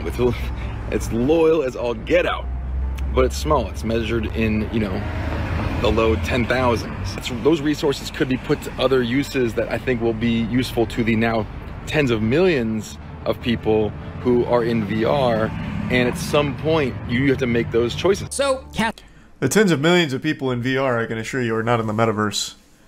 Brother, that place is barren and empty. That place is like every 16-year-old outcast's birthday party. There is nobody in there. So yeah, there is a lot of VR users these days, and I'll tell you where they're not. The fucking metaverse. They're on like Gorilla Tag and shit like that. Yeah, I know. Him calling 10K small obviously just shows how delusional he is when it comes to like player-based numbers, because this is an ad space guy. 10,000 people is nothing to him. When he's working with like Facebook mobile ads and shit, that is barely a blip on the radar. That is a completely meaningless number to him. So he can't really separate that number in the ad space to the gaming space. Because a 10K, and I think it was, I imagine it was more than 10K, but even just a 10K user base on a multiplayer VR game is pretty fucking good. That's a strong community. But I do need to think about return on investment. And I'm not talking about money back to Meta. I'm not talking about trying to make money. That's good, because Meta doesn't make money. And you know who's not going to solve that problem? Goofball Boz. So I'm glad that's not on the priority list, because that shit is not happening. Talking about the return on the human capital, the people that could be doing something that's going to affect millions of people, but instead they're trying to keep something alive that affects 10,000s of people. I love how deeply it affected those people, but I just got to make those calls. It's part of my job. His job is legitimately to be hated. This guy has done nothing that people appreciate except for soulless corporate suits. This guy is a fucking chronic loser. He is an ad space guru. He pumps ads to kids on Facebook and now shuts down games that people like. This guy's entire position is to just be disliked. To be an unlikable heel. What a fate. What a fucking fate. Corpo slime. I mean, pretty fucking much, man. But beyond cosmetic paid DLC, the game hasn't really been updated at all since it came to the Quest 3 years ago. And half the game, I didn't know it was that opinion, the better half of the game, Echo Combat, just never came to the Quest at all. It's stuck on PC for no reason. And at this point, it's honestly impressive that Echo still has a community as large as it does at all. But wait, so is Echo, did they still have a component elsewhere off of the Boz domain? Oh, because they haven't taken it down yet. Okay. I'm talking about when they take it down. Are they affecting the one that is outside of the Quest? Like, are they taking the one that is on PC? Does the whole thing come down? Like, the PC one comes down too? Yeah, because they're shutting off all the servers. Got it. Okay. Some people really don't care, and they'll just bend over and take it from any corporation that'll give it to them. But really, why do I even care? It's just a game. I will say, though, as far as corporations go, I think Meta has the least amount of meat swallowers in the world. Everyone from every walk of Earth hates Facebook, and Facebook is a company. Like, no matter where you are in the world or with your beliefs, everyone equally fucking hates it. I don't see many people ever defending it. I see some metaverse brainwashed people, but those are very small in number. Echo VR has need everyone's help to save Echo VR. It has 3 to 4 yearly LAN events and multiple esports leagues. Has a dedicated user base, putting money into making it the biggest VR esport. Yeah, so when this story broke, I kept seeing it touted as like the biggest VR esport. I don't really keep up with the VR scene much, so I wasn't very familiar, but I still think that's pretty cool. Hope someone sets up their own servers for this. Yeah, I'm going to tell you right now, that's going to be unlikely, especially with a company like Meta, and especially with a soulless weirdo like Boz. If someone tried to set up like their own private server, like if they tried to do what City of Heroes did, for example, I feel like Meta is the company that would 100% come after them legally. So I think there's a 0% chance of that happening. So once it goes down, it'll stay down. There's definitely still a fighting chance to save Echo. So does Thrillseeker do a call to action here? Because I don't really know how you save it beyond making a big stink online. And normally I'd say that does have a chance, but with Meta, I just don't think they give a fuck. I really don't. Someone out there has created a functional mod loader for Echo VR called the Vega Mod Loader. This has been used specifically in the past for professional Echo tournaments, mainly to change the server to play in a LAN environment. And those are kind of crazy setup some here. Other adjustments with the Vega patch. The community is going to eventually reverse engineer the servers, whether that takes months or years to do, which it could take years. They're going to do it. So if they're they absolutely can do it. Like they absolutely could do that, and what would happen is Meta would sue them. It'd be a cease and desist if they keep going. That is exactly what happened initially with City of Heroes, and they ended up running private servers in secrecy for like 8 years, which was in a very big legal gray area. What are you doing, Io? Why are you trying to eat the trash can? I really do hope that they don't do that, because there's absolutely no harm in having the private servers. It doesn't hurt Meta's bottom line. Or what are you doing? What is going on over there? It does nothing to Meta's bottom line. It does nothing to their company. It is completely a victimless thing to just have private servers of Echo VR persist. But these companies are fucking cutthroat, and I feel like Meta is definitely going to be one of the worst ones for it. And I gotta say, I am so excited to go work on some hardware videos now that aren't so loaded. But I also hope that you guys got to see a little bit behind what's going on at Meta right now. Hey, I got more reasons to hate Meta. They're just a company making VR stuff, love that. and they're doing a lot for the industry. Let me know what you thought below. Much love, Real out. That was good. That was an extremely informative look at exactly what was going on. I had a baseline understanding of what was happening, but this was a lot deeper into it. So now I have an antagonist. To play with, thermal space to play. Boz. Hey asshole, I've got 2 important questions for you. How far would you go for a sponsorship, and how far would you go for YouTube views? Would you crash a plane? Would you commit a felony? Huh? If your answer to that question is no, then you're a pussy and a coward. Take it from my man Trevor, who recently possibly crashed his plane on purpose for the sake of a viral YouTube video, which was also a sponsorship deal. It's a pretty wild story, and one that I've been following actively since the day it was posted, which was about 13 days ago now. So just to break it down, I'll go ahead and play some footage quickly. An extreme YouTuber named Trevor, who's known for doing extreme shit like piloting, parachuting, skateboarding. I swear to God, this dude will finger blast your girlfriend while hitting a kickflip. He recently posted a video called I Crashed My Plane, and in the video he takes his friend's ashes and says he's going to spread them over his favorite mountains, but while on the flight, something goes awry. The engine stalls and he immediately abandons ship and just bails out of the plane. It honestly looks like in a video game when you press the wrong button when piloting, you just like accidentally jump out. And then he makes sure to get his GoPro and selfie stick ready so he gets some awesome footage of him skydiving basically from the plane that is inevitably going to crash. And while watching this, it seems like a scene right out of the Power Rangers movie from the early 2000s with Ivan Ooze, where the Rangers skydive, but they're hitting like all these gnarly tricks on a surfboard. That's the exact same vibe I got from this part.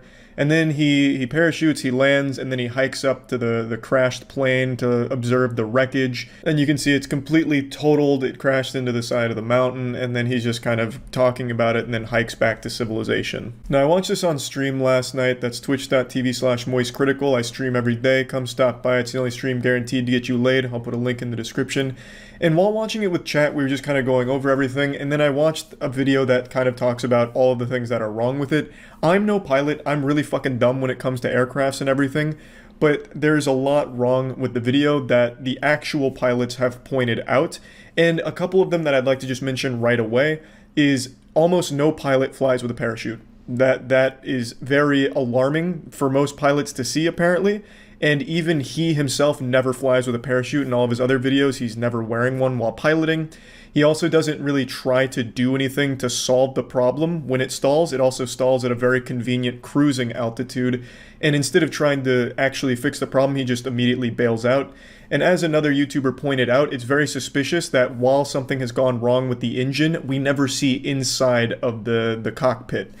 All the cameras, like there's 12 cameras on this fucking thing. It's like a goddamn complete 360 video, basically, of all the camera coverage. But not a single time while the engine is apparently malfunctioning do we see anything in the cockpit. We only get the outside exterior shots of him about to jump out. So that was another very suspicious thing. A couple other pilots pointed out weird things that they noticed in the cockpit itself before everything goes wrong, and just so many things that make this video very suspicious. Seeing the YouTuber crash the plane for views? Yeah! I actually saw that the day he posted it. Someone sent me it in an email. Yeah, his name's Trevor Jacobs, the guy who crashed this plane. He still got it up, too. Oh, he turned off comments. You coward. Oh, you blew it, Trevor. You blew it. Yeah, so this dude... I mean, I'll let it play. Thanks for some bees.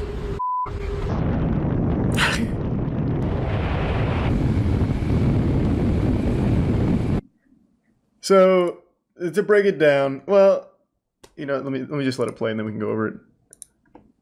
I watched this the day it was posted, though. I was on the forefront of this drama. Why, though?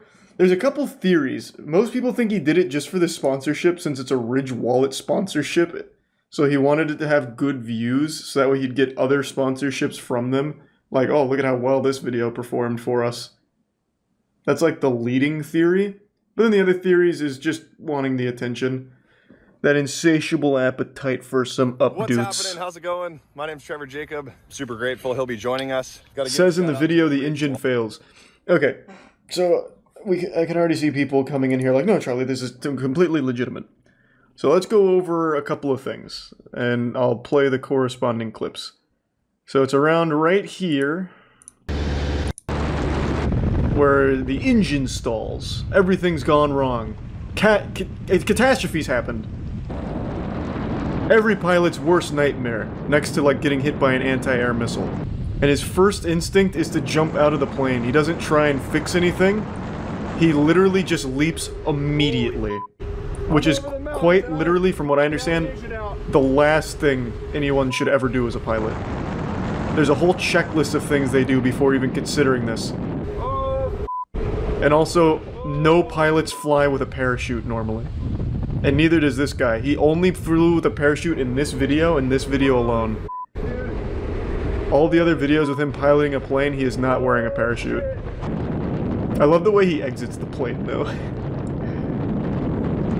And luckily it stalled at a nice cruising altitude.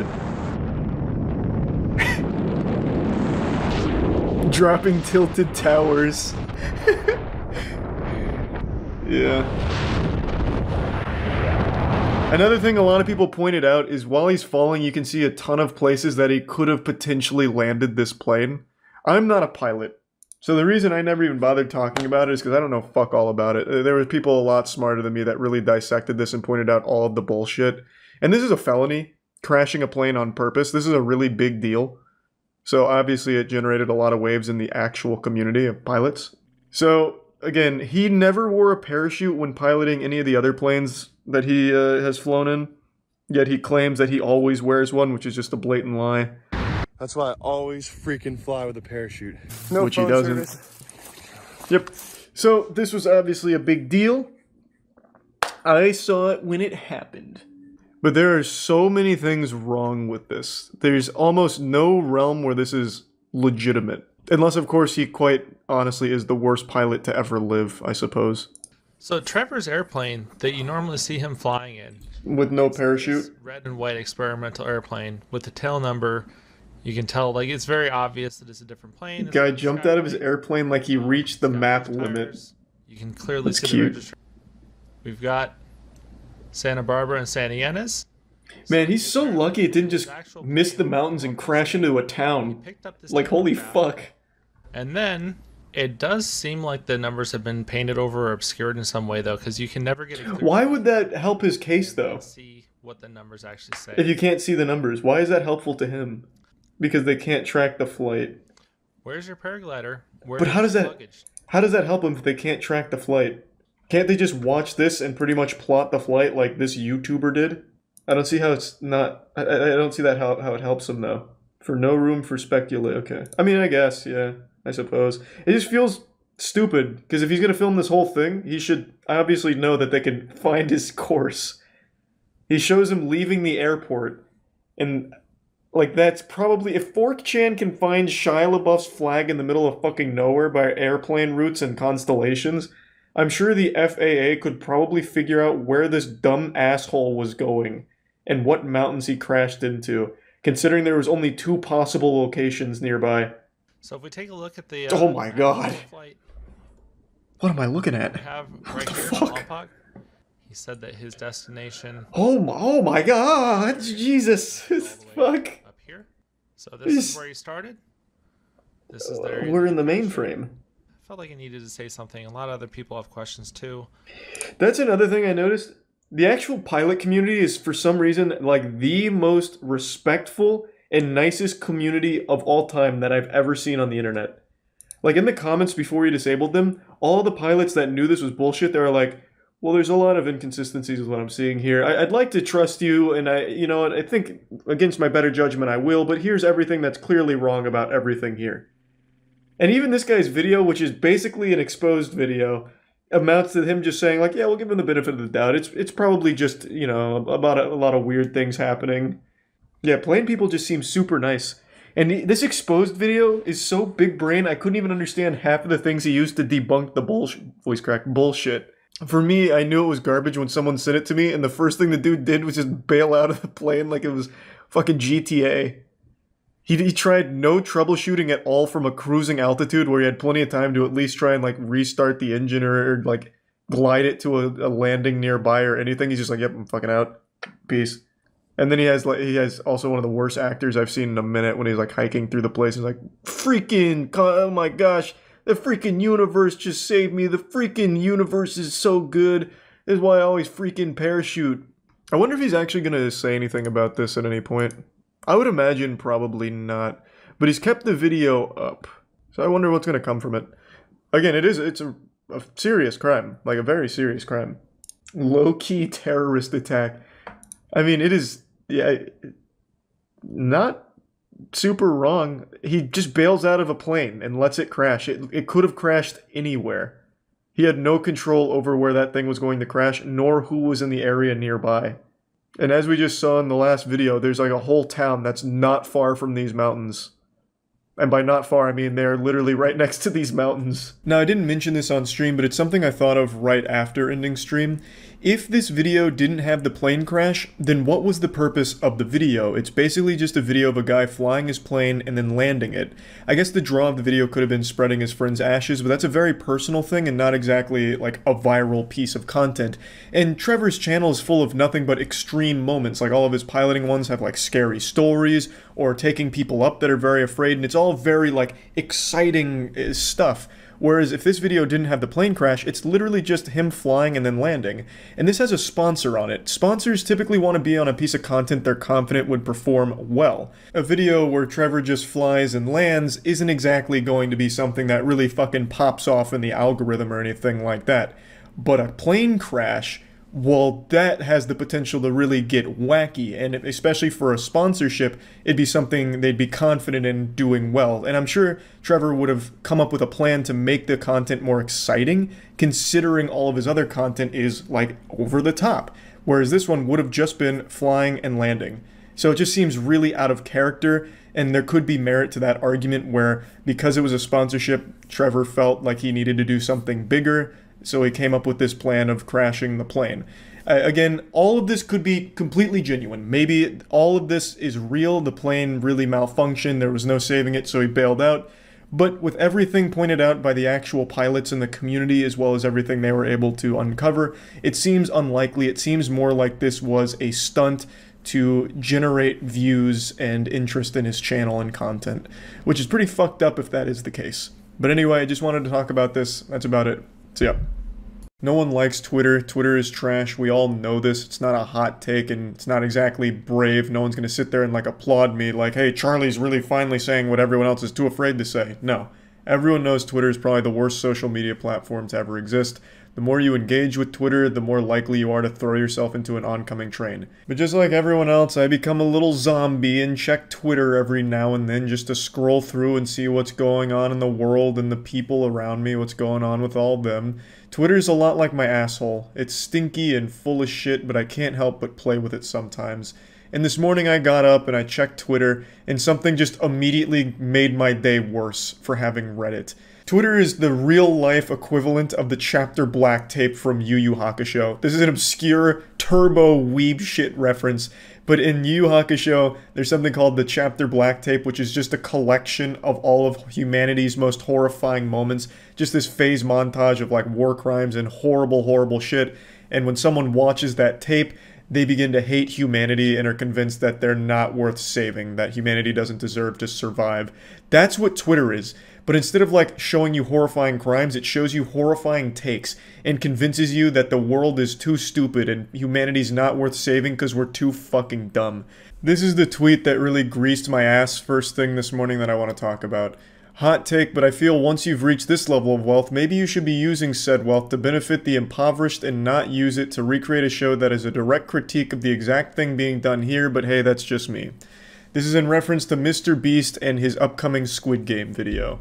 This is not a hot take, this is a dumb take. This is what scientists call posting cringe on Maine. This is a stupid fucking statement. Squid Game, the actual show, cost $21.4 million to make.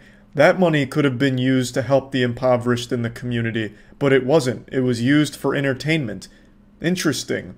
It decides to critique society while also participating in it. Very curious. It's critiquing something that it is directly benefiting from. Interesting. Why didn't they point that out in this tweet? The $21 million for Squid Game, the show, is a lot more than the $2 million MrBeast is spending. Why didn't they mention that? It's weird that they focused on MrBeast, who is well known for helping a lot of people through his videos and the money those videos make. What's interesting is, the Squid Game money and all that's generated for Netflix will never go to helping people, but MrBeast making this Squid Game video and the money that will make will directly go to food banks that MrBeast owns and helps people with. So they chose someone who is literally going to be helping people with the money the Squid Game makes, instead of the Squid Game itself, which was 10 times what MrBeast spent and will never help anyone in the community. And I'm not saying the Squid Game team has that obligation and they have to use the money in that way. I'm not here to control how they spend their money, but Twitter certainly is. This user seems to think it's MrBeast's responsibility to use his wealth in the Squid Game cost to help the community around him, but why isn't that responsibility also shared by the much more expensive actual Squid Game? It's also just a dumb nothing burger of a statement that can be used for literally anything ever. It boils down to MrBeast spent a lot of money on this video, which could have been used as a donation. You can say that for movies. Why do we even have movies when the money spent making those movies could have been used for a donation instead? Why do we have music when the millions spent producing those albums could have been used as a donation instead? The user that posted this might be married. Why did you spend $10,000 on a wedding ring when that could have been used as a donation instead? You don't need a $10,000 rock to prove you love someone. Why not just donate that money? It's just something that is silly and can be said for everything. Targeted at one of the only wealthy people in general who are constantly helping the community and people around him. I made a video recently talking about MrBeast. I'm not his fucking PR manager, but he's one of the only genuine wealthy people that are constantly doing everything they can to help other people. You only have to scroll 3 tweets on his Twitter to see this massive food drive he just did to help the impoverished and people around him.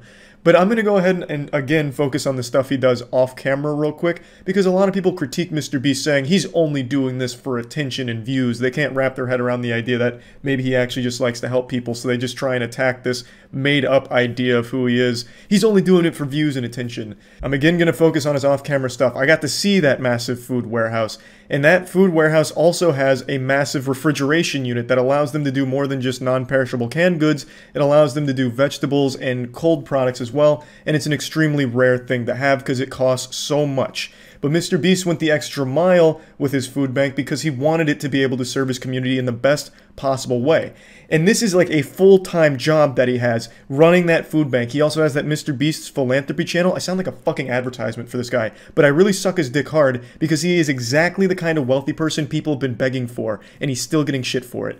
That MrBeast philanthropy channel, 100% of the revenue that makes and the brand deals all go into that food bank, which is serving his community. He is doing like millions of pounds worth of food to his community every month, and he is running this every single day, and he is still getting steamrolled by 12-year-olds on Twitter as if he's not doing enough. All of this being done off camera, and no matter what, it's a lose-lose situation on Twitter. If MrBeast shows these things, then people attack him for being a fake, he's a fraud, he's only doing it for attention and views, and if he doesn't show these things, well then they don't exist and everyone's lying, he's making it up. No matter what you do on Twitter, it is a lose-lose situation where no one will be pleased. Twitter's a platform that is only there to be negative, bully, and shit on things no matter what, because that's the most engagement. That huge fucking dopamine hit of the extra 5 hearts on your shit just makes that cock rock hard, baby. That's what makes me so mad on Twitter, is that no matter what you do, it's never enough, because Twitter's a platform that is just made to reward shitty takes and dunking on people, even when it's just completely wrong and misguided. People are just there on Twitter to bully each other, and they try and like out-perfect each other. So they use this idea of perfection, like in this take. If I had this millions of dollars, I would obviously be donating it to the impoverished, but I don't, so I'm not responsible to help anyone. It's MrBeast's problem, time to dunk on him. Now let me spread these cheeks a little bit further and dive in. The user who posted this awful take has 16,000 tweets on their account. That's a lot. I have like 300 hours total on Twitter scrolling, and I only have 2,500 tweets. So let's just go ahead and be really generous and say they have doubled the amount of time I've spent on Twitter. So they have 600 hours worth of Twitter scrolling. There's so much more you can do to help the community than just donate money.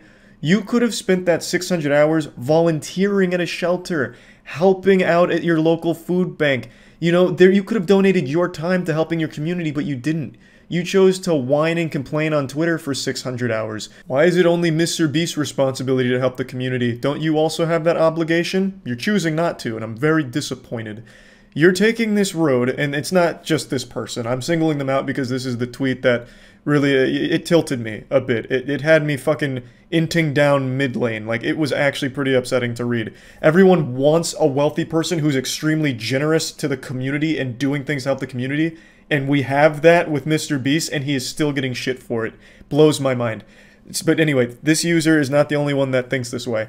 They all cast this facade that they are perfect, and if they were only rich, they would save humanity. But the thing is, they're not doing anything currently to show that. This user, who is getting upset at MrBeast for not doing enough, is also doing nothing. Even though there's so much more they can do than just donating money. Like I said, there is so much you can do that isn't just financial to help the community, and they're not doing it. So why the fuck are they gonna get mad at MrBeast, who is doing both time and money constantly for the community?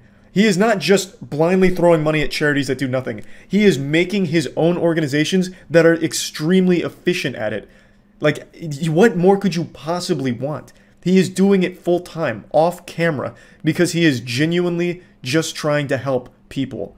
And he is still getting blasted on Twitter because he spent a lot of money on a Squid Game video, where the money from that Squid Game video will most likely directly go into his philanthropy, which will in turn help a lot of people, and still getting shit for it. Twitter is a platform that just keeps you stupid and makes you dumber every time you log on to it. Everything has to be negative, even when it's like a genuinely positive situation, for no fucking reason other than just some cheap engagement and internet updoots. This was a horrible take, and so many people retweeted it, commented on it like, yes, preach, this is what I've been saying, just donate the money instead of make a video out of it, come on. Like, it doesn't make any sense. They could say that for everything. Instead of making movies, why not just donate all the money that the movies would have cost? There's a pretty big brain idea. Why not just do that? Why don't musical artists just donate all of the money their concerts make to charitable organizations instead of spending money on terrible art to put in their home? That's a genuinely good question. The art that they buy is terrible. You might as well just get rid of that money instead of spend it on fucking Damien Hirst pieces. Point is, it's a stupid take. Like, this was a dumb tweet that a lot of people agree with, and I see this kind of thing all the time. And it's especially silly when it targets someone who is actually doing all of the things Twitter wishes people would do. MrBeast does everything that Twitter wants other rich people to do, and it's still not good enough for them. So yeah, I just wanted to talk about this because Twitter is and always will be and always has been an absolute dog shit platform. That's about it. So yeah. I don't understand what's going on in the world right now because there is a cheating scandal in every single sport, every game, every hobby in the entire world, all happening at once. This is like something out of the Bible to signal a doomsday or an apocalypse. Today we're going to be talking about a Call of Duty cheating scandal, but not so much the cheating itself, more so how one YouTuber took a huge L trying to suckle a drop of clout out of the situation by posting an embarrassing video about it. I'm not a huge fan of Call of Duty. I haven't been a fan of Call of Duty in a while, but I am a big fan of clowns. And yesterday these two worlds collided when Doug Censor Martin made his exposed video on Nadia, a person who's been accused of cheating for a while now. Doug kind of hyped himself up as the authority to bring down judgment once and for all and bring the truth to light. He dusted off the monocle and got to the bottom of this case like Scooby-Doo and the gang to solve the mystery here. But unfortunately, he posted turbo cringe on main, and as a result, the entire community's been dunking on him and he's caught more shit than a latrine. It would have been less reputationally damaging if he posted his own sex tape on his channel. Would have been a lot less embarrassing. Now let me just go ahead and break down the situation here to bring you all up to speed, since I'm sure a lot of you don't know exactly what I'm talking about. Right now, there is a massive Call of Duty streamer named Nadia. She mainly plays Warzone, Rebirth Island, and she's massive. And she's had a ton of cheating allegations against her for quite a long time now. A lot of people analyzing and going over very suspicious and odd moments from her streams, as well as some peculiar things that have popped up in terms of like aim locking and tracking and shit like that.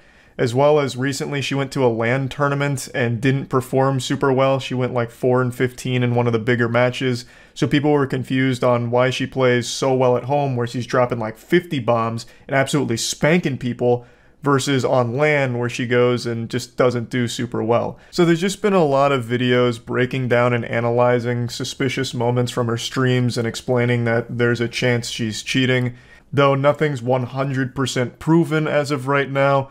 But it is a very peculiar situation, one that I'm not super familiar with, so one that I'm not going to opine on heavily, but that's the gist of it in a nutshell. And Doug Censor Martin stepped into the spotlight to try and be the authority on whether or not she truly is cheating. And this backfired on him terribly. So yeah, I'm not really here to talk too much about the possible cheating itself. I'm just here to laugh at this awful video Doug made. Even if it's confirmed Nadia's cheating, like right now, if she goes live and just admits, I'm a cheater, here's the proof, I would still say Doug Censor Martin took the bigger L in this situation. Also, he really hyped the shit out of this for days, like on Twitter and everything, making very bold posts about the impact this video is going to have and how he was taking it so seriously and researching it thoroughly, and man, that aged terribly.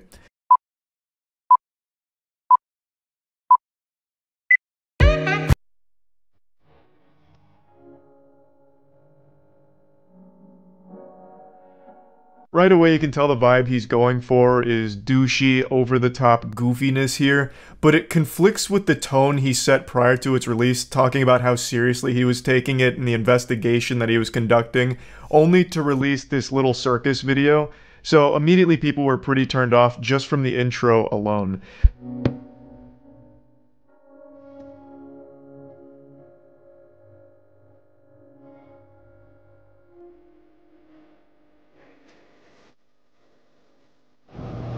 Detective, what are you smoking? That Nadia pack.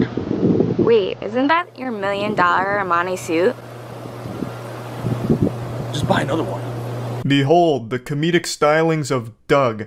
I bet you have to pick yourself up off the floor after laughing so hard and falling out of your chair, but that's a side-splitting humor you can expect to find from Doug here. No doubt this man's going places. He's probably going to start writing jokes for Amy Schumer next. I mean, this is just good stuff. This bit drags on for a very long time here, and I have no doubt that it's this long just for the sake of padding the video length, because the video is 8 minutes and 3 seconds, so I feel like he just front-loaded it with this trash in the intro to make sure that it breaches 8 minutes for the mid-roll ads, because I have no other explanation for why it goes on for as long as it does. I'll spare you the next like 45 seconds of this shit and just get to the part where he starts talking. But I do want to at least mention that last night I was talking about this on stream and Doug was watching and he took it like a champ, so good on you, Doug, for being able to roll with criticism, but this is a video that should have just stayed as a bad idea in your head. You should have never posted it. 98! Ugh! Ugh. Yo, what's going on, guys? Doug Sensor Martin here. Hope you guys are having a great day. This is really a masterclass in how to make people dislike you within the first minute of a video. He just speedran unlikability. I really love the thought process behind this video here. I'll just crank out some pull-ups before getting into it. That'll make them think I'm cool. Flex on them a little bit. Hey, what's up, nerds? It's me, Doug. What, did I forget to give you a wedgie today? No, I'm just kidding. I'm the likable douchebag who plays video games. You know, what a Sigma male. And today I bring you guys a brand new video giving you all the truth about Nadia. So if you guys don't know who Nadia is, she's a 22-year-old Warzone player. She streams every single day on Twitch TV. So I've been putting in about 8 to 10 hour days, 7 days a week to Vanguard rank to be the #1 ranked player on the planet. And with that comes the sacrifice. And sometimes, like I said, you lose your mind. Sometimes you play against cheaters and they really are inevitable. There's not really too much you can do about it. The first minute and a half is just actual nothing burgers. This man is a restaurant that's serving up buns and nothing inside of it. It is absolute worthlessness. It's him patting his ego for a bit, I guess giving like a background on himself. He's like, oh, you know, at first I looked at Nadia, I wasn't suspicious, but then everyone else was, so now I'm suspicious. And here's my resume. And then he talks about how he spends so much time grinding Call of Duty Vanguard ranked, which sounds like a fate worse than death. And then he finally starts getting into something that's even remotely related to the topic. This girl really got people hooked. So I'm clicking the video and I'm watching it and they're slowing everything down in slow motion. They're showing our aim drags from one person to another. They're showing a bunch of these different clips of these characters moving like magnets and their aim snaps on them. And just being a guy who's been around competitive Call of Duty for as long as I have and seeing as many things that I've seen, this is no news to me. I've seen stuff like this so many times before. And my brain just started to think and I'm like, let me look a little bit more into Nadia. We are 4 minutes and 33 seconds into this video and he has still done absolutely fucking nothing. Silence would have been more productive than everything he's said so far. If he had spread his own asshole like Goatsy for 4 minutes and 33 seconds, I feel like I would have got more information out of that than what I've watched so far. We are over halfway done with the video and he has done and said nothing. I thought acting was my passion, but now it's really gaming. I do love acting, but gaming is where I'm at right now. So when she said this live, I was actually in my hot tub watching because I'm friends with Jake and I like him. Let me watch this interview. Let me see who this girl is and what she's all about. And when I saw that and I heard that, everything really started to click to me. This is his first of only 3 loose points. I can't even call them actual points because he doesn't even make any arguments against Nadia or to prove she's cheating, because this, what he's showing, everything he shows here isn't evidence. He just pulls up random TikTok clips of her talking about acting. He doesn't even go into like the actual cheating allegations. He just talks about her being bad at acting for some reason. Like that's what he like focuses on. That's the smoking gun. Ah, so she's bad at acting. Probably a cheater as well then. I was super let down by this video, as I'm sure everyone else was, because he had put so much hype behind it, talking about how thorough and how serious this video was going to be. And I'm a little goblin that's drawn to internet drama like a moth to a flame, so I was finally going to get caught up to speed on some fresh drama that I wasn't super familiar with, and I thought Doug would be the one to deliver all of the information as well as pretty impressive evidence on a video. But he didn't do any of that. Instead, he released this stinker and then has claimed it was all just an elaborate troll, which to me just sounds like desperation and cope. Like, no, this video actually was a troll from the start. But even if that is the case, it's still poorly done. It's still bad. The video itself isn't entertaining, even as like a satirical piece or a joke. It's just not good no matter how you spin it. It's simple. I just hack into the Call of Duty servers, so there's a playlist that gets me only low KD lobbies. Rewith QA bot, turn me up, chat. Turn me up, turn me up. Oh my God, turn me up. You clearly tell this is some bad acting, and not for nothing. This whole turn me up, turn me up. Can we please, I don't care who started this. I don't care. Can we leave this in 2022? Just somebody come up with something new and creative, anything. But the whole turn me up, yeah. This buffoon's over here mauling over 3 words. It's not that deep. It's not a big deal. And also, what does it have to do with anything about the cheating accusations you're supposed to be tackling? So Nadia really leans into all the cheating stuff and treats it like a meme and a joke, so she'll be very sarcastic with it, talk about how she's like cheating sarcastically and shit like that. And Doug is critiquing her acting about it and being upset that she says, "Turn me up."